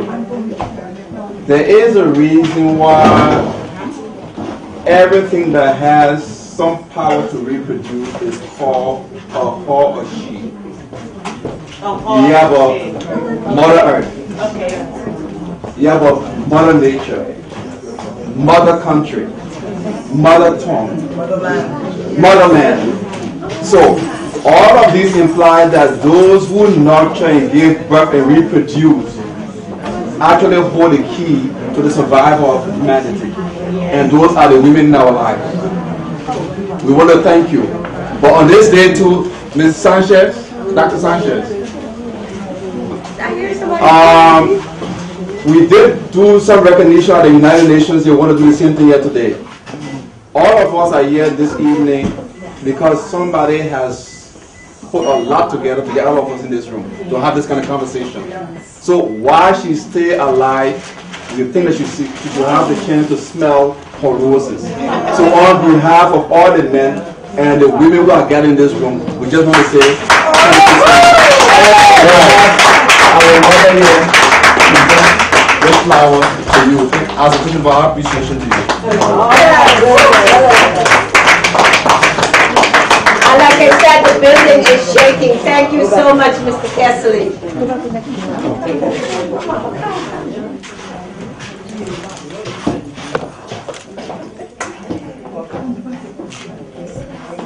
The building, thank you so much. The building is shaking. I could not believe. We want to have another bill. Come on up and share your opinion real quick. You have an opportunity. This is the thing with men. They can't make up their mind. There is so much love and kinship in here. There's so much. The building is shaking. I could feel it, and I hope that that this starts something new. We have the first Saturday of every month. We have a breakfast here. It's called a community breakfast. I see my friend Linda just came back in with joy. Where is she? Right here. That came all the way from Florida. People came from near and far. And I just want to say that I love all you guys. And if I could stay here until 8 a.m. in the morning, I will stay here with you guys. Thank you, Ms. Sanchez. I don't have much to say. I didn't really prepare a speech, but I must say how touched I am. Loud. I must say how touched and impressed I am about all the sharing of all the knowledge here today. As a Muslim, we believe our last prophet Muhammad, he brought civilization to mankind. And what I have gathered here today, that everyone is having a calling. But if you looked at all the religious scriptures, and every prophet that came, they came with a message, and they weren't born with that revelation. It was a time in their lives when they received that revelation. And as such, each and every one of you, your calling would come at a time when you would have your revelation to bring what your gifts are to this world. So I don't really want to take much of your time, but Christian scriptures tell you that you're God's image. So you're all God's goddess. I want you to start act like it, talk like it, walk like it, and you are going to be it. Because that's what God wanted for you. Knowledge is such a powerful thing, and Sister here was talking about formal education. In this country, someone like Bill Gates, who never finished college, he made a difference in the world. Yes. Because he did not go by the colonial system of education. Yes. But yet, they perpetrate that everyone should go to school according to their system of brainwashing. I tell friends of mine, I don't want to hear knowledge from the Bible forward. I want to hear knowledge from the Bible backward. Where did white clothing come from? They say when you're white collar, you're supposed to be brilliant, right? You're the smart people. Ancient Egypt. White cotton came from ancient Egypt. Those were the people where civilization came from, and it's us. And our time is now. 2045, America will change. Certain people will become minority. We will become majority. And if we don't start now, our children will be the future leaders of this land. Yes, amen. So once again, I want to say how impressed I am. And everyone here should take these messages to people that they know. Love each other, respect each other. That's all. Uplift each other so we can uplift the world that we live in. Nobody cares about us except us. Let us uplift each other and let's pass that simple message on. And let's change one person at a time. Amen. Okay? Assalamu alaikum wa rahmatullahi wa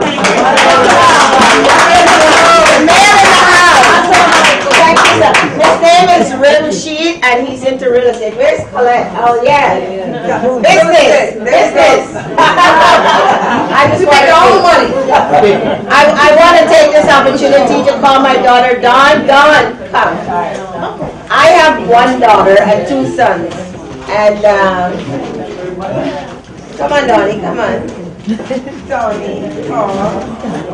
And this has been, come on, sweetie. I want to give you this rose. I want you to have it because I love you. Okay? I have one daughter and two sons, and this is my princess. I love her dearly. Okay, can I get a seat? That's your right hand. The namesake too, right? Okay. So I want to call up where's Joy? I want to acknowledge Prince, and we will give everybody a chance to. We have so much royalty in the house. We have Miss Global here. Miss Global Peace. Yes. And we have another royal prince in the back, and we will give everybody a chance to come up and say something. I want to introduce one of my honorees tonight, and also one of my dear friends, and a woman who's doing some wonderful things around the world, just like all of us here tonight, a power woman. I'll let her tell her own story. Good evening, everyone. Good evening. Good evening. It's really indeed a privilege and my pleasure to stand among my brothers and sisters of equality. As we fight in life, we never know where our fight will lead us. I'm Guyanese born and raised, migrated to Canada and then to the US. I have 2 sons and 2 grandchildren. I'm telling you a little of me so you can follow the whole story.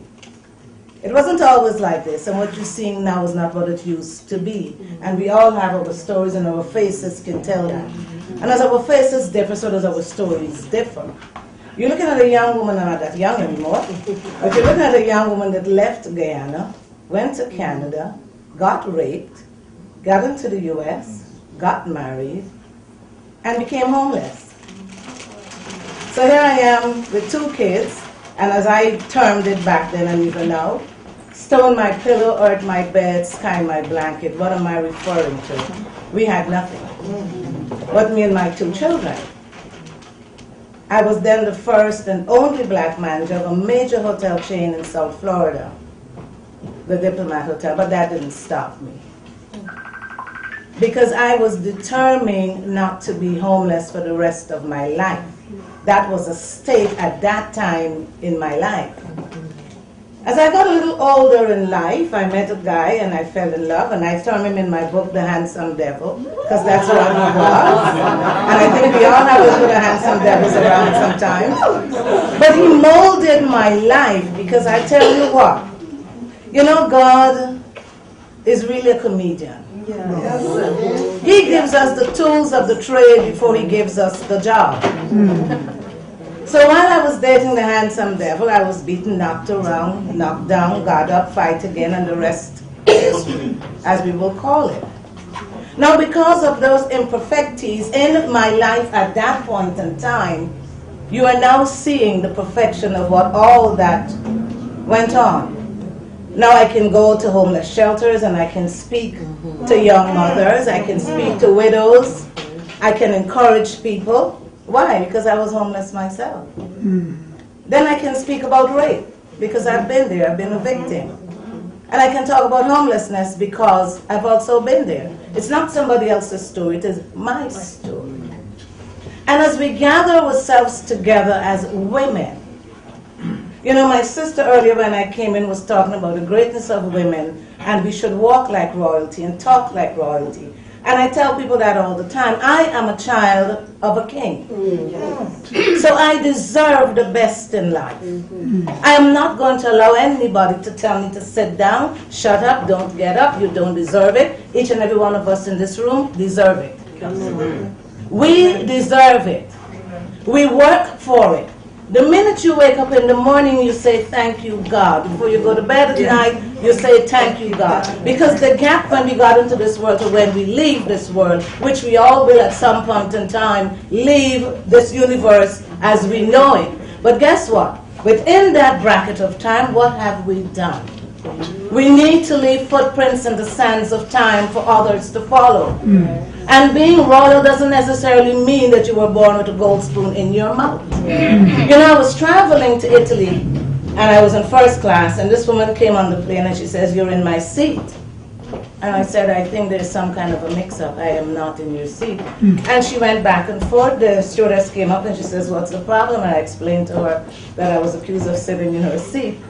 And when she looked at it, she says, no, ma'am, she's not in your seat. Your seat is a little further down. So then she looked at me and she says, oh, you end up here in first class. I said, let me tell you something. First class is not what I fly. First class is who I am.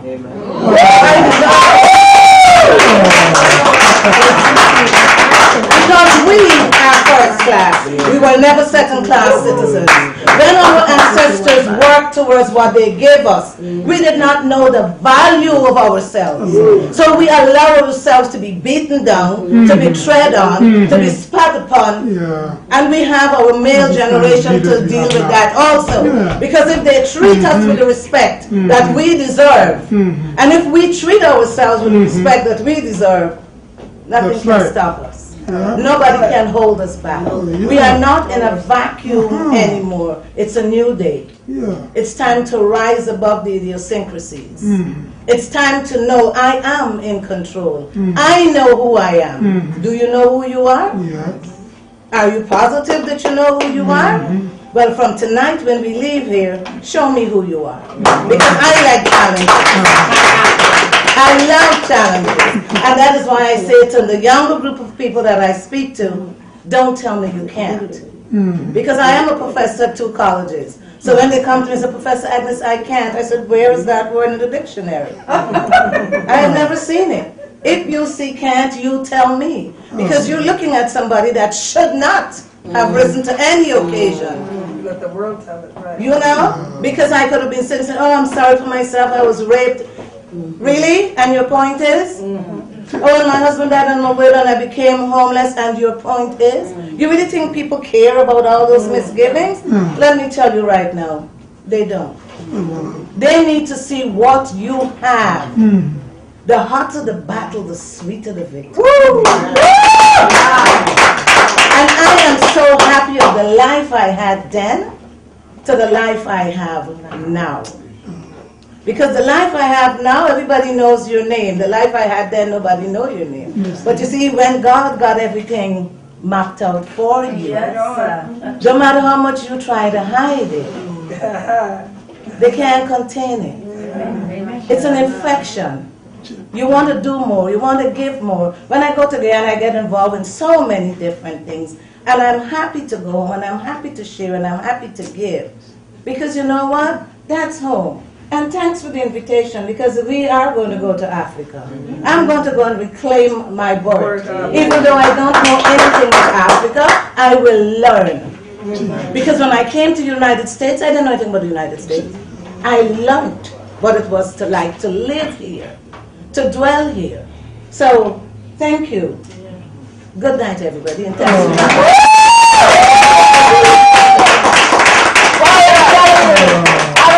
I was trying to judge to see who told the best story, but I'm telling you, I'm not an easy person. Those who know me know I'm not an easy person to stump, okay? I'm not. Ooh, I'm shaking. You got a big story there? I want to add something to her. Yes. The handsome devil. There's a saying that not everything that glitters is gold.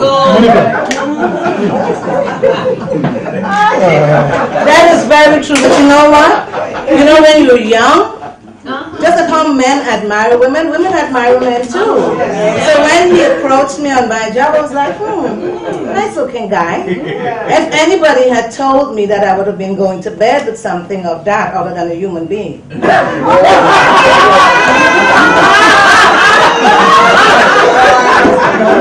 I would have liked to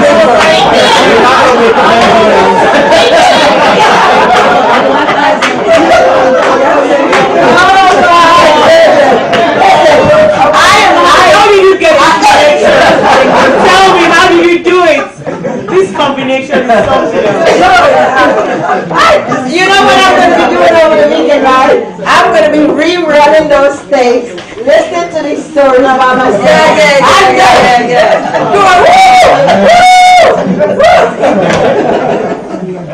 Oh my goodness. I am really, I've had a very challenging year, and you know, and I'd like to say, where's Mr. K? He's been very supportive of me, and I started this event in 2005 because I started my foundation in 2003 with Mr. Glover, and then I said to myself, you know what? I have Mr. Glover who's doing all these wonderful things. And I Googled his name and I said, you know, there's no award.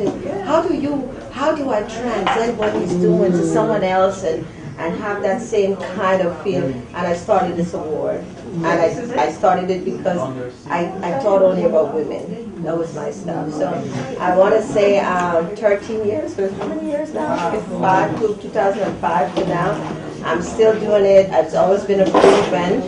And we've honored heads of state, first ladies, and just an ordinary dreamer. And my reason for that is because everyone dreams. You don't have to be a first lady. You don't have to be a king or queen. It's nice to have those, and it's really great that we have them because everyone wants to have on your resume, you know, someone here, this and that. But the best part, and this is why I really, really wanted you guys to come, and I'm so glad that you came here today, because on my events, I have food. As a matter of fact, people know me. You having an event? Okay. People come for the food. But the reason is because I feel that when we break bread together, you know, it's a different temperature. It is. And I said I wouldn't get emotional tonight. Please don't. I'm truly overwhelmed. And I want you guys to know that you've done that to me. You know, I'm overwhelmed. I truly am. I'm not ready to tell my story. It's a long one. But most of you see my daughter here. And I love her. She's somewhere in the back. She's just right here. Oh, right here. Oh, she's moved up. My princess. But my stories are, I have 3 kids, 7 grands, and a great grand. And I'm going to be 60 this year. And I feel blessed and I feel lucky. So who's my next speaker? Because you got to get off me. You know, when I talk about the face and I talk about the appearances, because I think I'm going to be ready one day to tell my story, but I'm not ready today because the pain, the wound is still open. Years, and this is what we're talking about right now. The wound is so raw that you can't get through it because it is like it's now, happening now. So we'll get to it. Come on up here, my lady. I look at my 2 ladies sitting there looking around to see who I'm talking about. These 2 power women in the back there. Come on, you want to hear a Barbadian lady speak, right? Come on, my lady. Come on up. Come on up, come on up, come on up, come on up.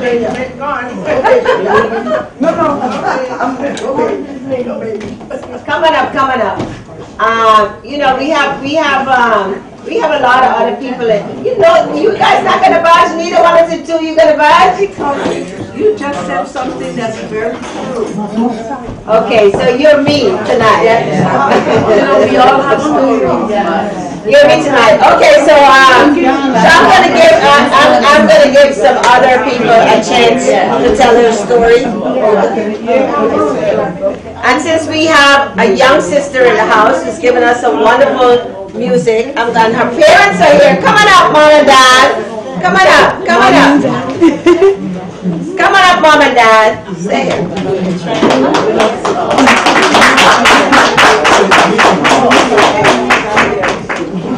Oh, careful, careful, Mom. Careful, careful. Come on up, come and stand beside your daughter. She's been trying to get you up here all night long. Good afternoon, everyone. These are my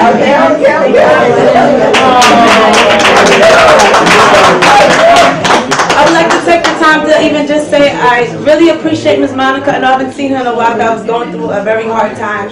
And it's so crazy. Somebody just gave her a bouquet of roses and she's giving it out. She's such a giver. Like how we was just talking about, you know, how we can't like forget, you know, other people. You know, she paid it forward.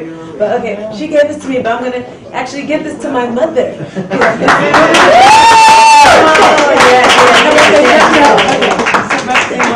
And I would like to also publicly, you know, as I said, I was having a hard time. And I just want to say that I'm grateful for my parents for holding me down and, you know, going through the process. Yes, yes, and you know, I'm in their house and I'm really paying bills or anything. Of course, making me, you know, try to still, you know, I'm an entrepreneur in my own life, but I know I'm having, you know, I was having a hard time, and I'm so grateful for the opportunity to be able to be in a place where I can figure out life, because not everybody has that privilege to be able to, you know, try things out. You know, I just want to say I'm grateful, and thank you everybody for listening to me sing. Oh yes.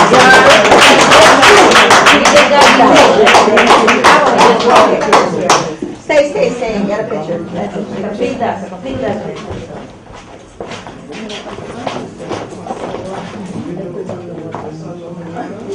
They're presenting Thank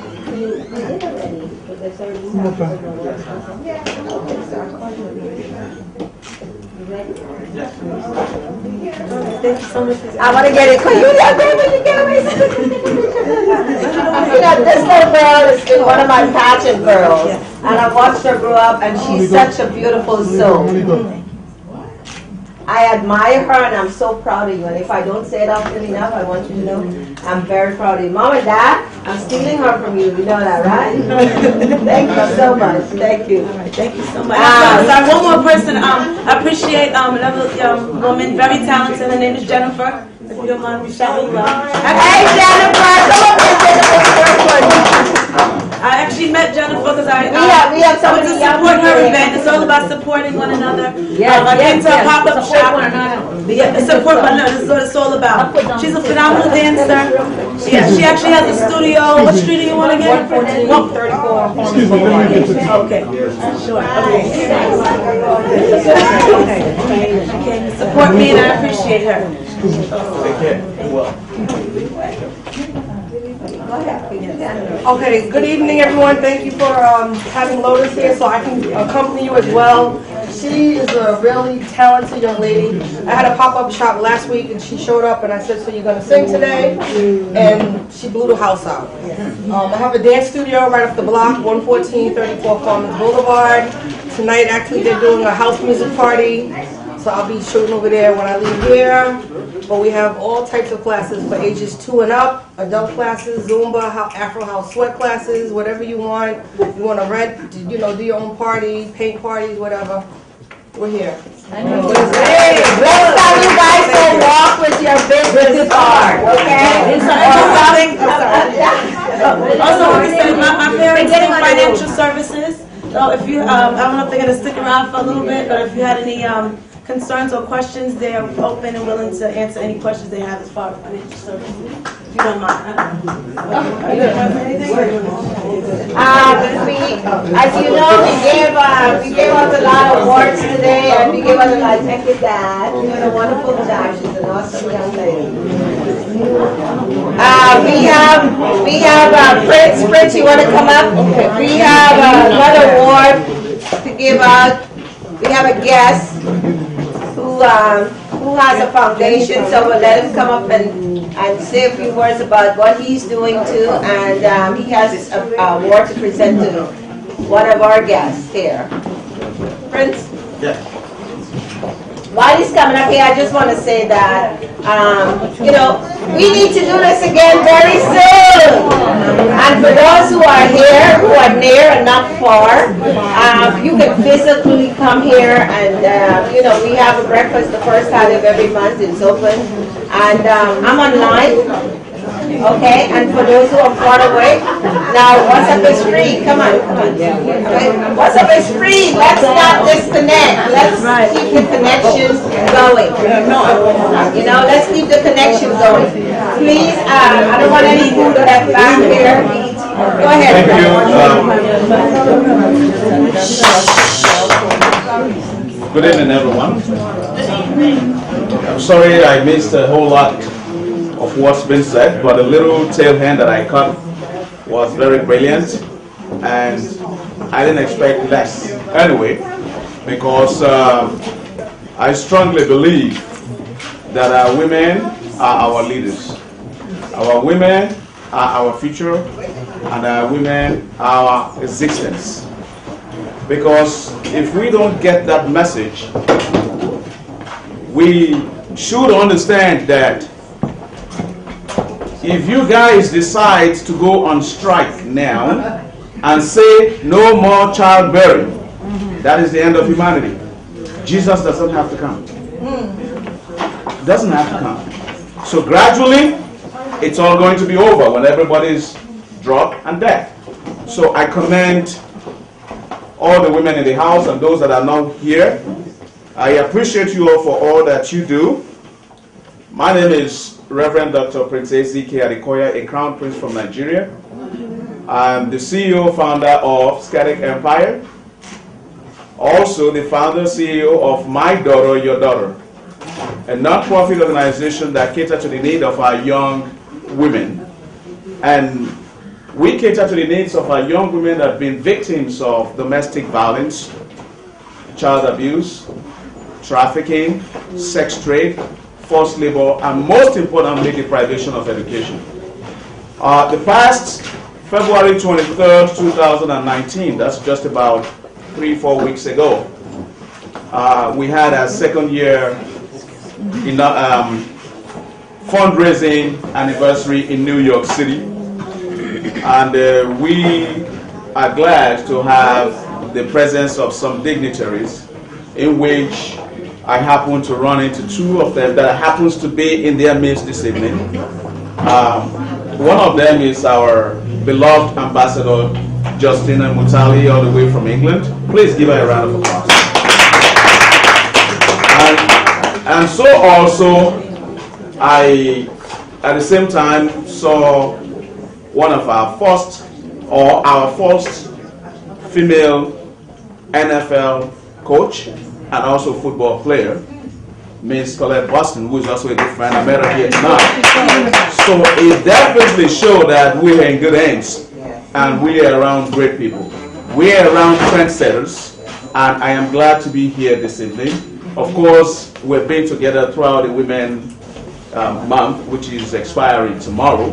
But for me, as far as I'm concerned, every day is Women's Day, and every month is Women's Month. I say that simply because if you guys see childbearing, it is over. So why don't we celebrate forever so that you guys can stay forever? Right?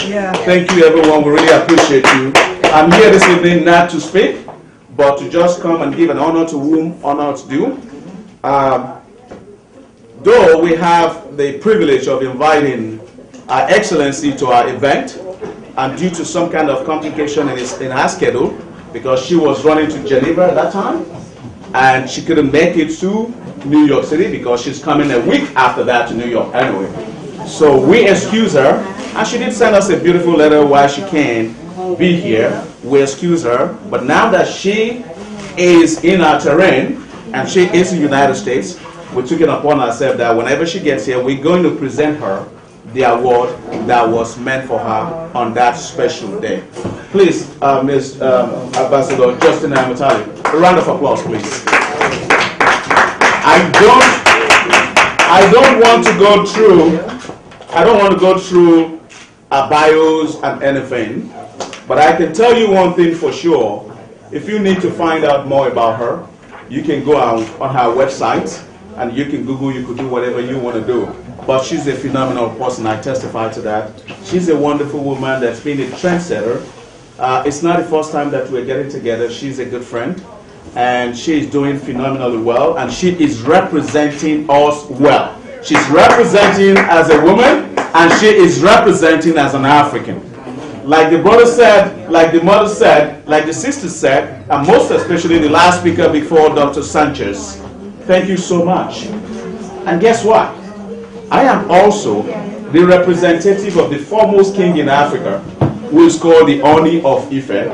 I direct and I control the act effort. So what she had told you earlier about the president of Ghana asking everyone to come back home, it's factual. So are many other countries in Africa. When you talk about slavery in Africa, slavery happened mostly in Ghana and in Nigeria. Because those two places, if you trace your genealogy or your bloodline, it's out of those 2-4 places first. You have the majority percentage of it before you talk about East Africa, North Africa, South Africa. It's West Africa first.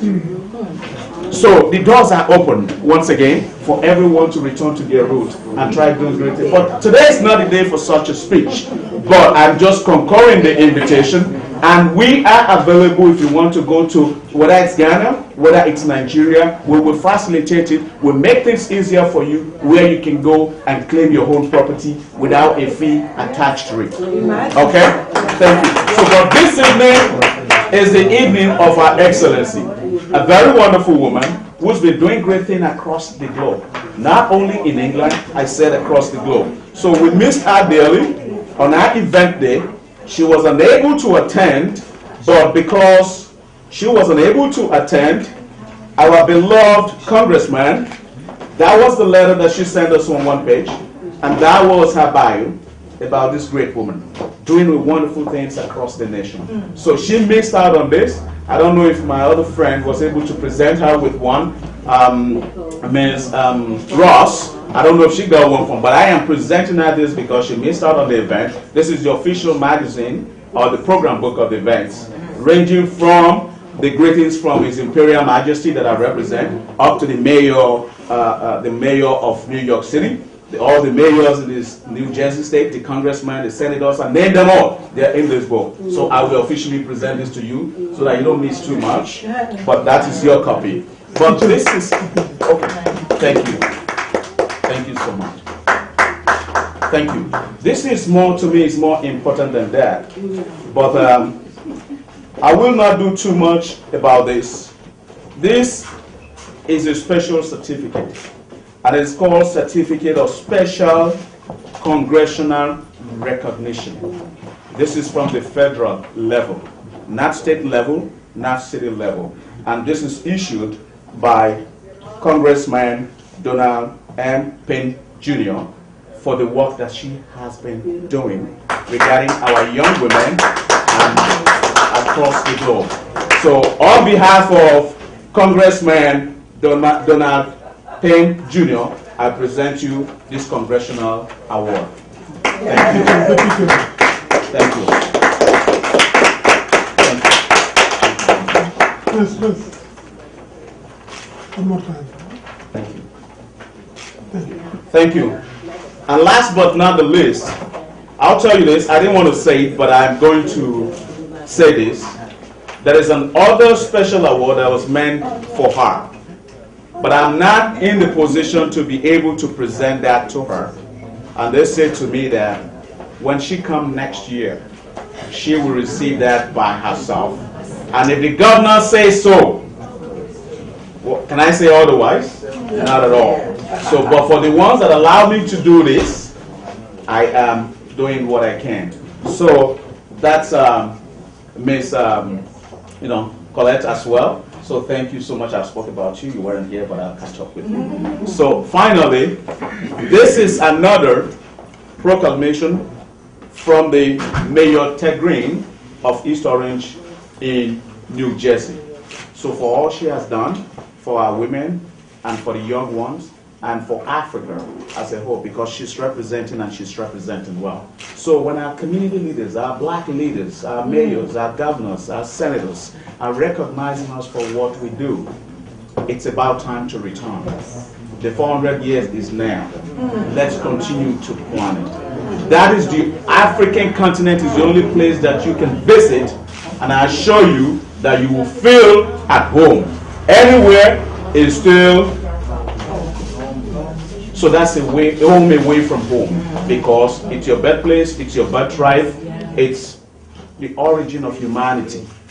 So why would you want to sojourn somewhere that is not your home? Africa is your home. That's the origin of humanity. So we're going to keep it like that. So on behalf of Mayor Ted Green of East Orange, I present you this proclamation. I would have loved to read it, but I know time is of essence. But I will do one thing, just read the first and the last paragraph. It says, City of East Orange, Mayor Ted Green proclamation. Whereas the City of East Orange is proud to acknowledge Her Excellency, Dr. Justina Mutali, as a distinguished honoree of my daughter, your daughter, Inc., MDYD, on the occasion of their first fundraising anniversary. And I'll read the final two parts. Whereas Dr. Justina Mutali has been globally acclaimed as one of the foremost influential and inspirational women of African origin, and she currently serves as president, patron, ambassador, trustee, advisor, board of director, consultant, and mentor to several organizations in the United Kingdom and across the globe. Now, therefore, be it resolved that I, Ted R. Green, Mayor of East Orange, New Jersey, on behalf of the city, do hereby honor remarkably legacy and leadership of Dr. Justina Mutali in advancing the mission of my daughter, your daughter, as an advocate for empowerment and liberation of our young women around the world. So on behalf of the Mayor of East Orange, Mayor Ted Green, I present to you this award, and I will return to his office to prove that I did.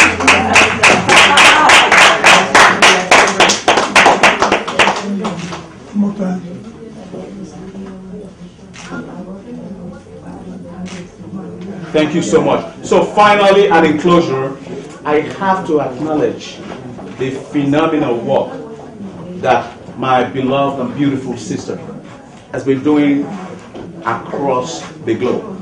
For some of you that are here, you're only witnessing what she's doing in this community. You need to be out of this community for you to really understand what she has done. I can't continue counting states in United States that I have run into her without knowing she was going to be there. Why? Single purpose, uniting humanity, building bridge across the community, mentoring our young women, and empowering our women. So, a blessing is not a blessing until it is passed on. Dr. Sanchez, I appreciate you. A few years ago when I received the Power of Dream award,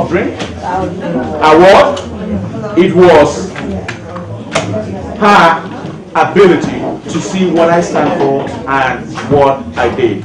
But that award for me is not an award, but it's an inspiration for me to press on and continue doing what I am doing. Until these days, I will always appreciate her.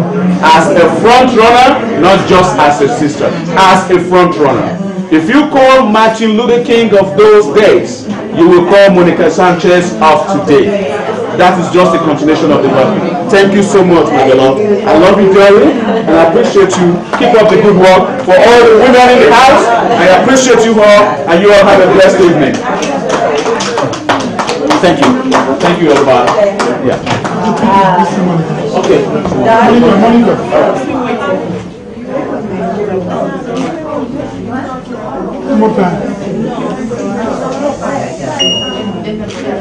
Thank you. I'm telling you, the building is shaking. The building is shaking. The building is shaking. I know it's the last day of the CSW. It seems so appropriate that today would be the day. We had such a wonderful time in here. Listen.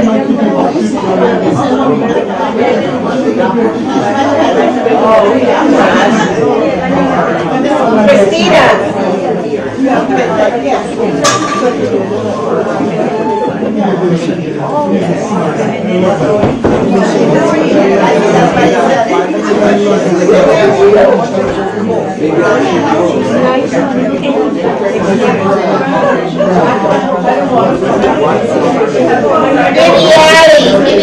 I'll tell you that my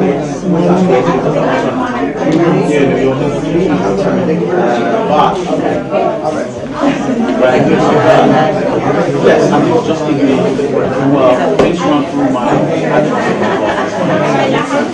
so they will let you know. But I will make let me what day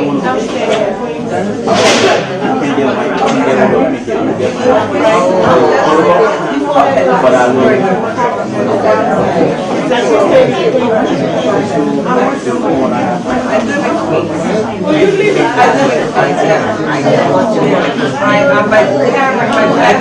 my mom and dad are not here. They're probably maybe 10 minutes. When she's finished, you're gonna come stop Can it come closer? I don't want to. I'll let everybody be doing their thing. It's okay. If you talk loud enough, they'll stop. Oh, you can hear it? Yeah, you talk loud enough. What you say? When she's finished, no, it's coming. So, okay. So I'm just... Go ahead now, they'll stop and say, here you go. So the CSW 63 is over, and everyone was wonderful, and I had a really good time hearing from all the strong women in the room. Colette was wonderful, and she really touched me. We have so many strong, powerful women. You're going to be my new best friend. Thank you. Yes.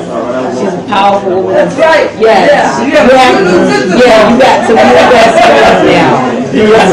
Yes. Hearing all her stories has been wonderful. Yeah. Yeah. So she was great. All the women were wonderful today. Wonderful today. And I was touched by your story so much. It made me think about how fierce women fight for things that they want. The other woman from Ghana, she was saying how you have to fight and work hard for the things that you want. I love that. I was feeling it all the time. But I just wanted to talk about how wonderful we've met all these women from around the world, and today we've increased our global network. Everyone in here has increased their global network because of reaching out to different women from Nigeria, from Senegal, from this woman looking for her story. And when she was telling her story, I was getting emotional. And it was so great to have Justina tell us and open her arms and let everyone know that we're welcome to come back as African Americans, to come back to Africa and the big event that's going to be in Ghana in August, and the many celebrities that are taking the lead to show people to come back to Africa. And I remember we were talking today about Obasanjo, and I saw him at the Leon Sullivan Awards, when they had the Leon Sullivan Awards in Washington, D.C., and he had told everyone there that was standing, he had said, come back home, come back to Africa. And when we went in the back room, and there were all of these, there were all of the heads of state, excellencies from Congo, Cote d'Ivoire, one of the two conflict countries, Cote d'Ivoire, and someone else that was having their issues with the elections. And we had the African Union president there at the time, Papua New Guinea. Yeah, he was there at the time. I couldn't speak to him because I'm American, so I only speak one language. I'm trying to work on that, but being an American, that's something that we have to go through. We have to work on that. We have to work on that. But I was in a room full of press, and there were all of these African heads of states there, and they were sitting at a table in a circle. They were holding hands and talking to each other, and people were taking pictures. I've never seen that picture anywhere, because at the time Africa was going through a big, they were talking about the issue in Papua New Guinea and the scandals and all the negative light of Africa. But that picture, and Kofi was there too, Kofi Annan, and someone else was back there too in that room, and we talked, we laughed, we took tons of pictures, but they were all there, all the male leaders. It was a lot of male leaders there. At the time we didn't have any female presidents. This was a while ago. And they were just sitting at the table, holding hands, talking to one another, like at a tribe, like the fireside chats and such. They were doing what Africans do. They talk together and figure out how to strategize about, bringing opportunities for the youth and making it better for their prospective countries, but talking together. And I was so shocked when I did not see that photo any place.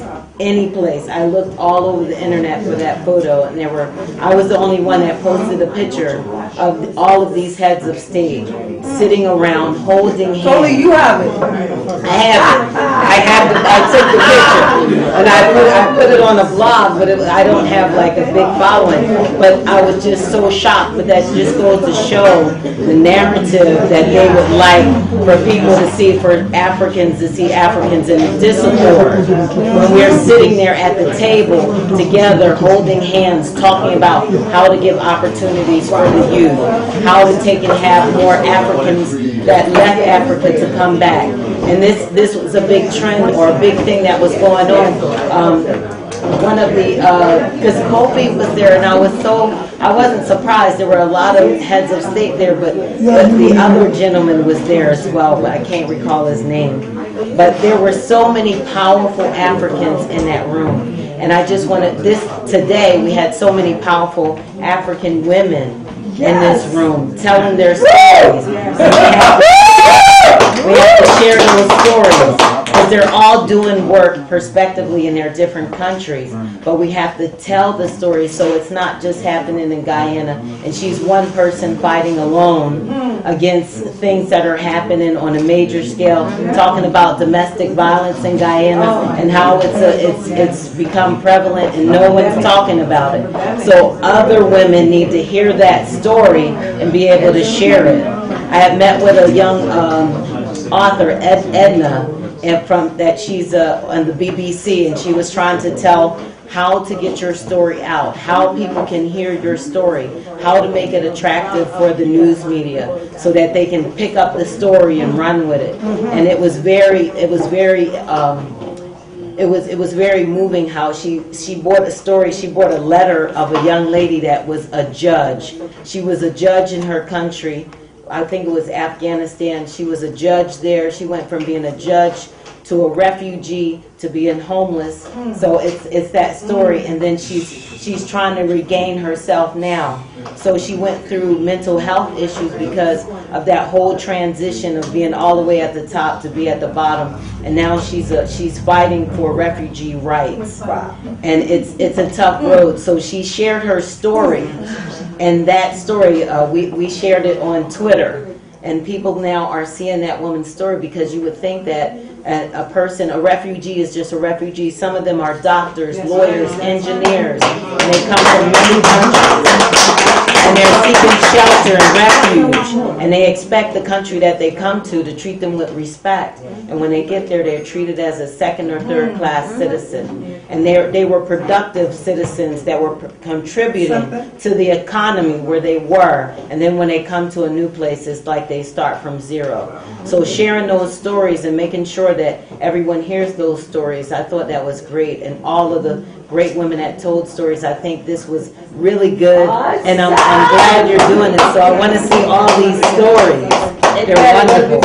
You'll get the link. And if you guys email me or call me, I'll as soon as I get the link, I'll send it out. Can we get an email or something from everybody? You have a list. Start list, and you can take your phone and take a picture. But it's two part here. But I don't think that's everybody. But I will try to get the rest. But you can take a picture of that, because that's what they did so far. I'll try to see what else I have. And and then she's going to send the. This is one of my students, or my mentor. So, and she now has her book. So we're going to give her a chance to tell her story. Here, baby. Thank you so much.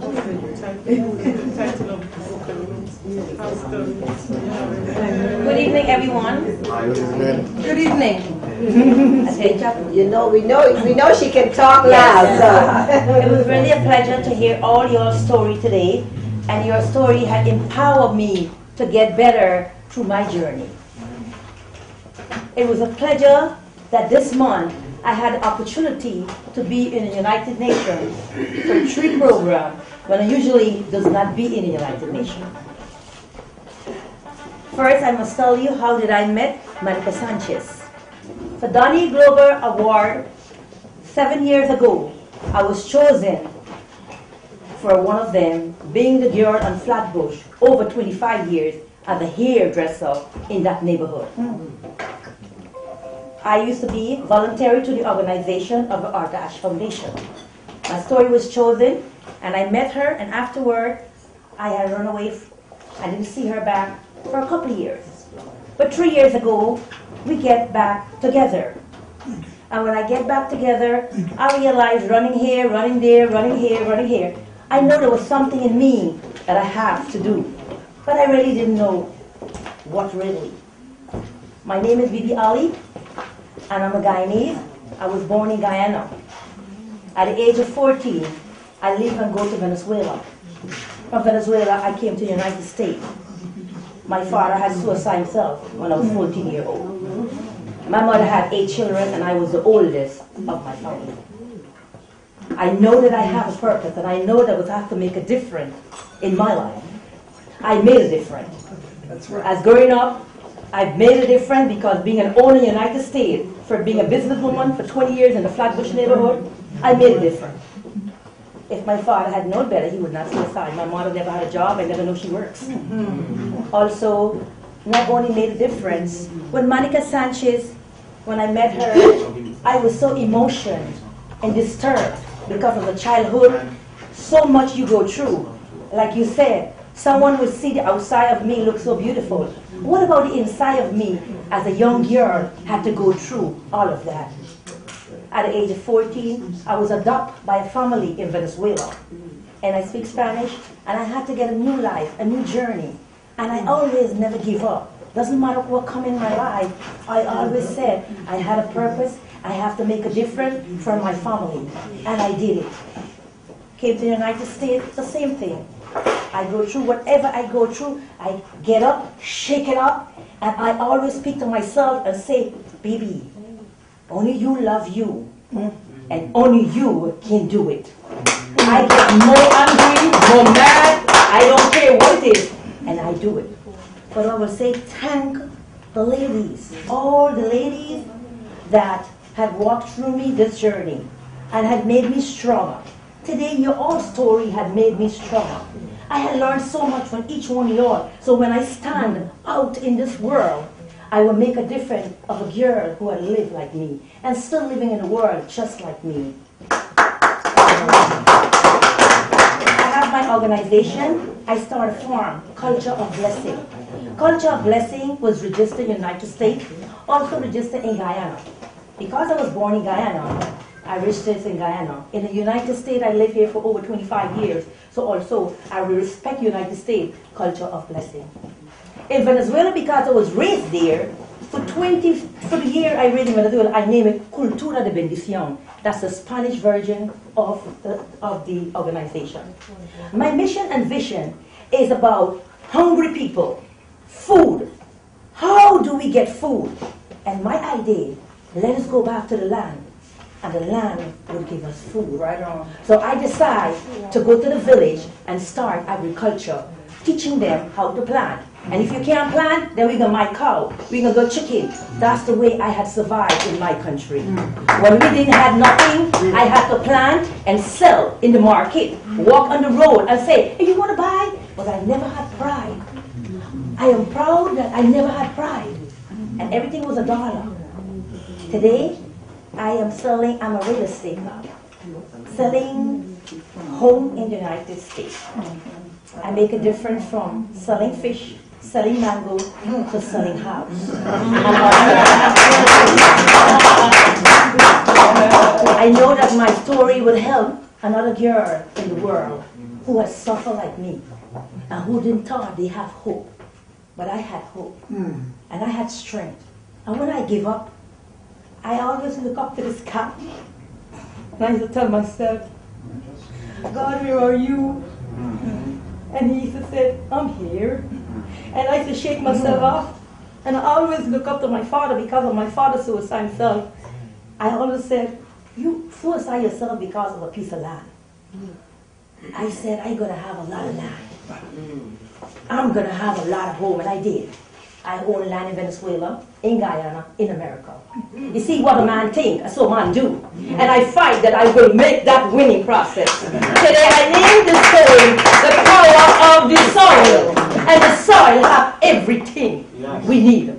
And so we got to go back to the land and get everything we want. Stop complaining that we don't have. Stop complaining that we can't do it. Let's go back to the land. And you say, if you listen inside of you, the inside of you will tell you what you're going to become and where you're going to head and where you go. And sister like you and like you and like you will help us.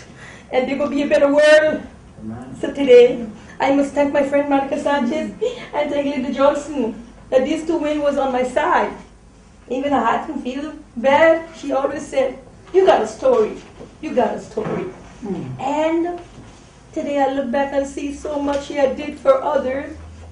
So I ask that we got to do for her, and we got to treat her on a vacation.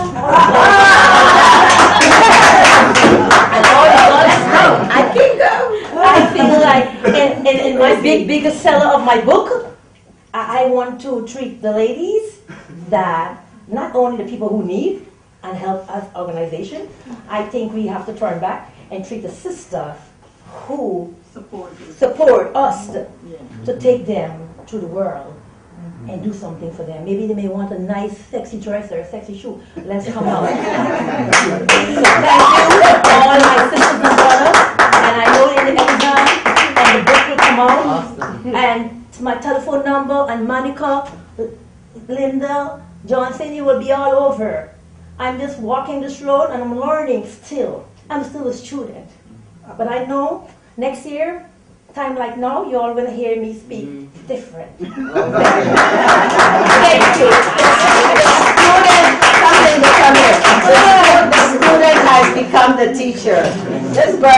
And you know why I wanted her to speak? Because you don't have to have an Ivy League education to be a dreamer, to dream and to follow your dream and to make a difference. You understand? So, Bibi Ali, teacher, professor. Thank you for my strong teachers. That when I get mad, and they never give up. This is Linda Johnson. I want Linda to talk for a little bit. Okay. I had to pull her out, so I'm glad that she decided she's going to say something. One more. Oh no, we know. We're who has to go? It's fine. That's fine. I need Bibi to stay here while I say just some things about her and about the book, because I know she failed to mention that this book is going to be launched on the 30th in New York at the Brooklyn Library on Linden Boulevard. It's going to be at 5 in the afternoon, and since on the 30th of this month, because Bibi wanted to close out Women's Month launching this book, and so she was just calling every day and texting every minute to make sure that we stayed on task. I want to tell you just a little bit about Bibi. I met Bibi through Monica, of course, at one of the Power of Dreams event, and she was just there. We started talking, and she's from Guyana, I'm from Guyana, and I told her about the organization I founded called Women of Mission International. And it is, as all of our organizations are, it carries the theme to empower women and girls. And we also have men's conference too, so we don't leave out the men. And I started talking to Bibi about that. And I told her I go down to Guyana every year on a medical and education mission, and if she was interested in coming. And she said yes. Before that, a month before, Monica told her that she should visit Guyana after 30 years. She was visiting Guyana for the first time. So that was a fun vacation. But after that month of July, she was going to come down with me. It was going to be work. And we normally do a Know Your Purpose conference right there in Guyana. I told Bibi she would have a chance to speak. Bibi said that she knew she wanted to do something, but she didn't quite know what. But spending that time with us and seeing what I did, she said, okay, I am going to do this.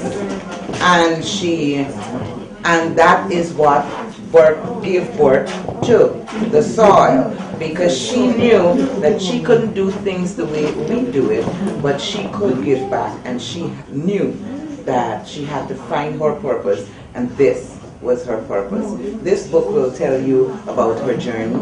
It will tell you about her going back to Venezuela and telling the people, when she went to Venezuela on her visit, she saw that they had land and they were hungry. So she showed them how they could feed themselves. Instead of giving them one fish that will feed them for a day, she showed them how to farm and feed themselves, and they are now building their economy through what BB taught them. Created little entrepreneurs. Exactly. And so even though BB might want to think that she can't do certain things, but she can, and she does. So I want to tell you, we are proud of you, of who you are, and we'll continue to support you because we are giving you wings to fly. And you're giving others wings to fly. Wings to fly. Yes. Thank you so much, and thank you everyone. And I know this is just the beginning, and I know God have other plans and how to make it true better. I'm coming up for your Thank you. Yeah. Thank you so much. Thank you. You just give me some hope. You know that? I need hope. I need hope to keep doing. I'm doing. Thank you for being you. Thank you. That is so awesome. You make me proud. You make me feel more fearless. You're not going to forget. You're going to have me next to the side. I know she's busy. Let me go out for 1 second. Okay. Yeah, let's take This guy's taking So I am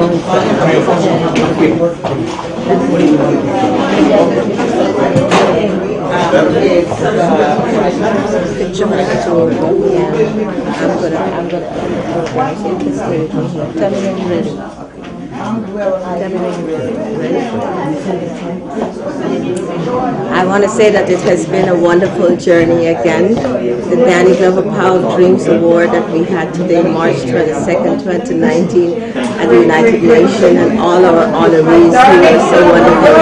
They are dreamers, and this has been a wonderful event of some extraordinary women who follow their dreams and have made an impact on the world, outside their community, forget about their community. I'm a little overwhelmed because it has been a fantastic day. I want to say thank you to everyone who made this possible, and I want to congratulate all the honorees. I want to say that this has been the most fantastic award event that we've had yet. We started in 2005, and it has been a phenomenal event today. Thank you so much, all my fans, family, and supporters. I want to have my friend here, one of my honorees, just take us out, and until next year. So, this is my friend, and one of today's honoree who I want to congratulate. Thank you so much, Monica. I want to thank you so much for allowing me to be a part of this process. You know, in life you never know where you go and who your paths will cross with. And I am so happy to be the recipient of the Danny Glover Dreamers Award. You know, dreaming sometimes you think it doesn't become reality. But thank God. Thank God. Thank God. Mine is a reality. Until next year. Have a good one. Don't forget the Danny Glover Power Dream Award is given to the person who has made an impact in their community by following their own dream. And tonight we see all these women doing wonderful things. Please continue to follow us. Thank you again for your support. And until 2020. Wonderful. Okay. I was saying I have to go for like 3 hours. I know. I can't seem to leave.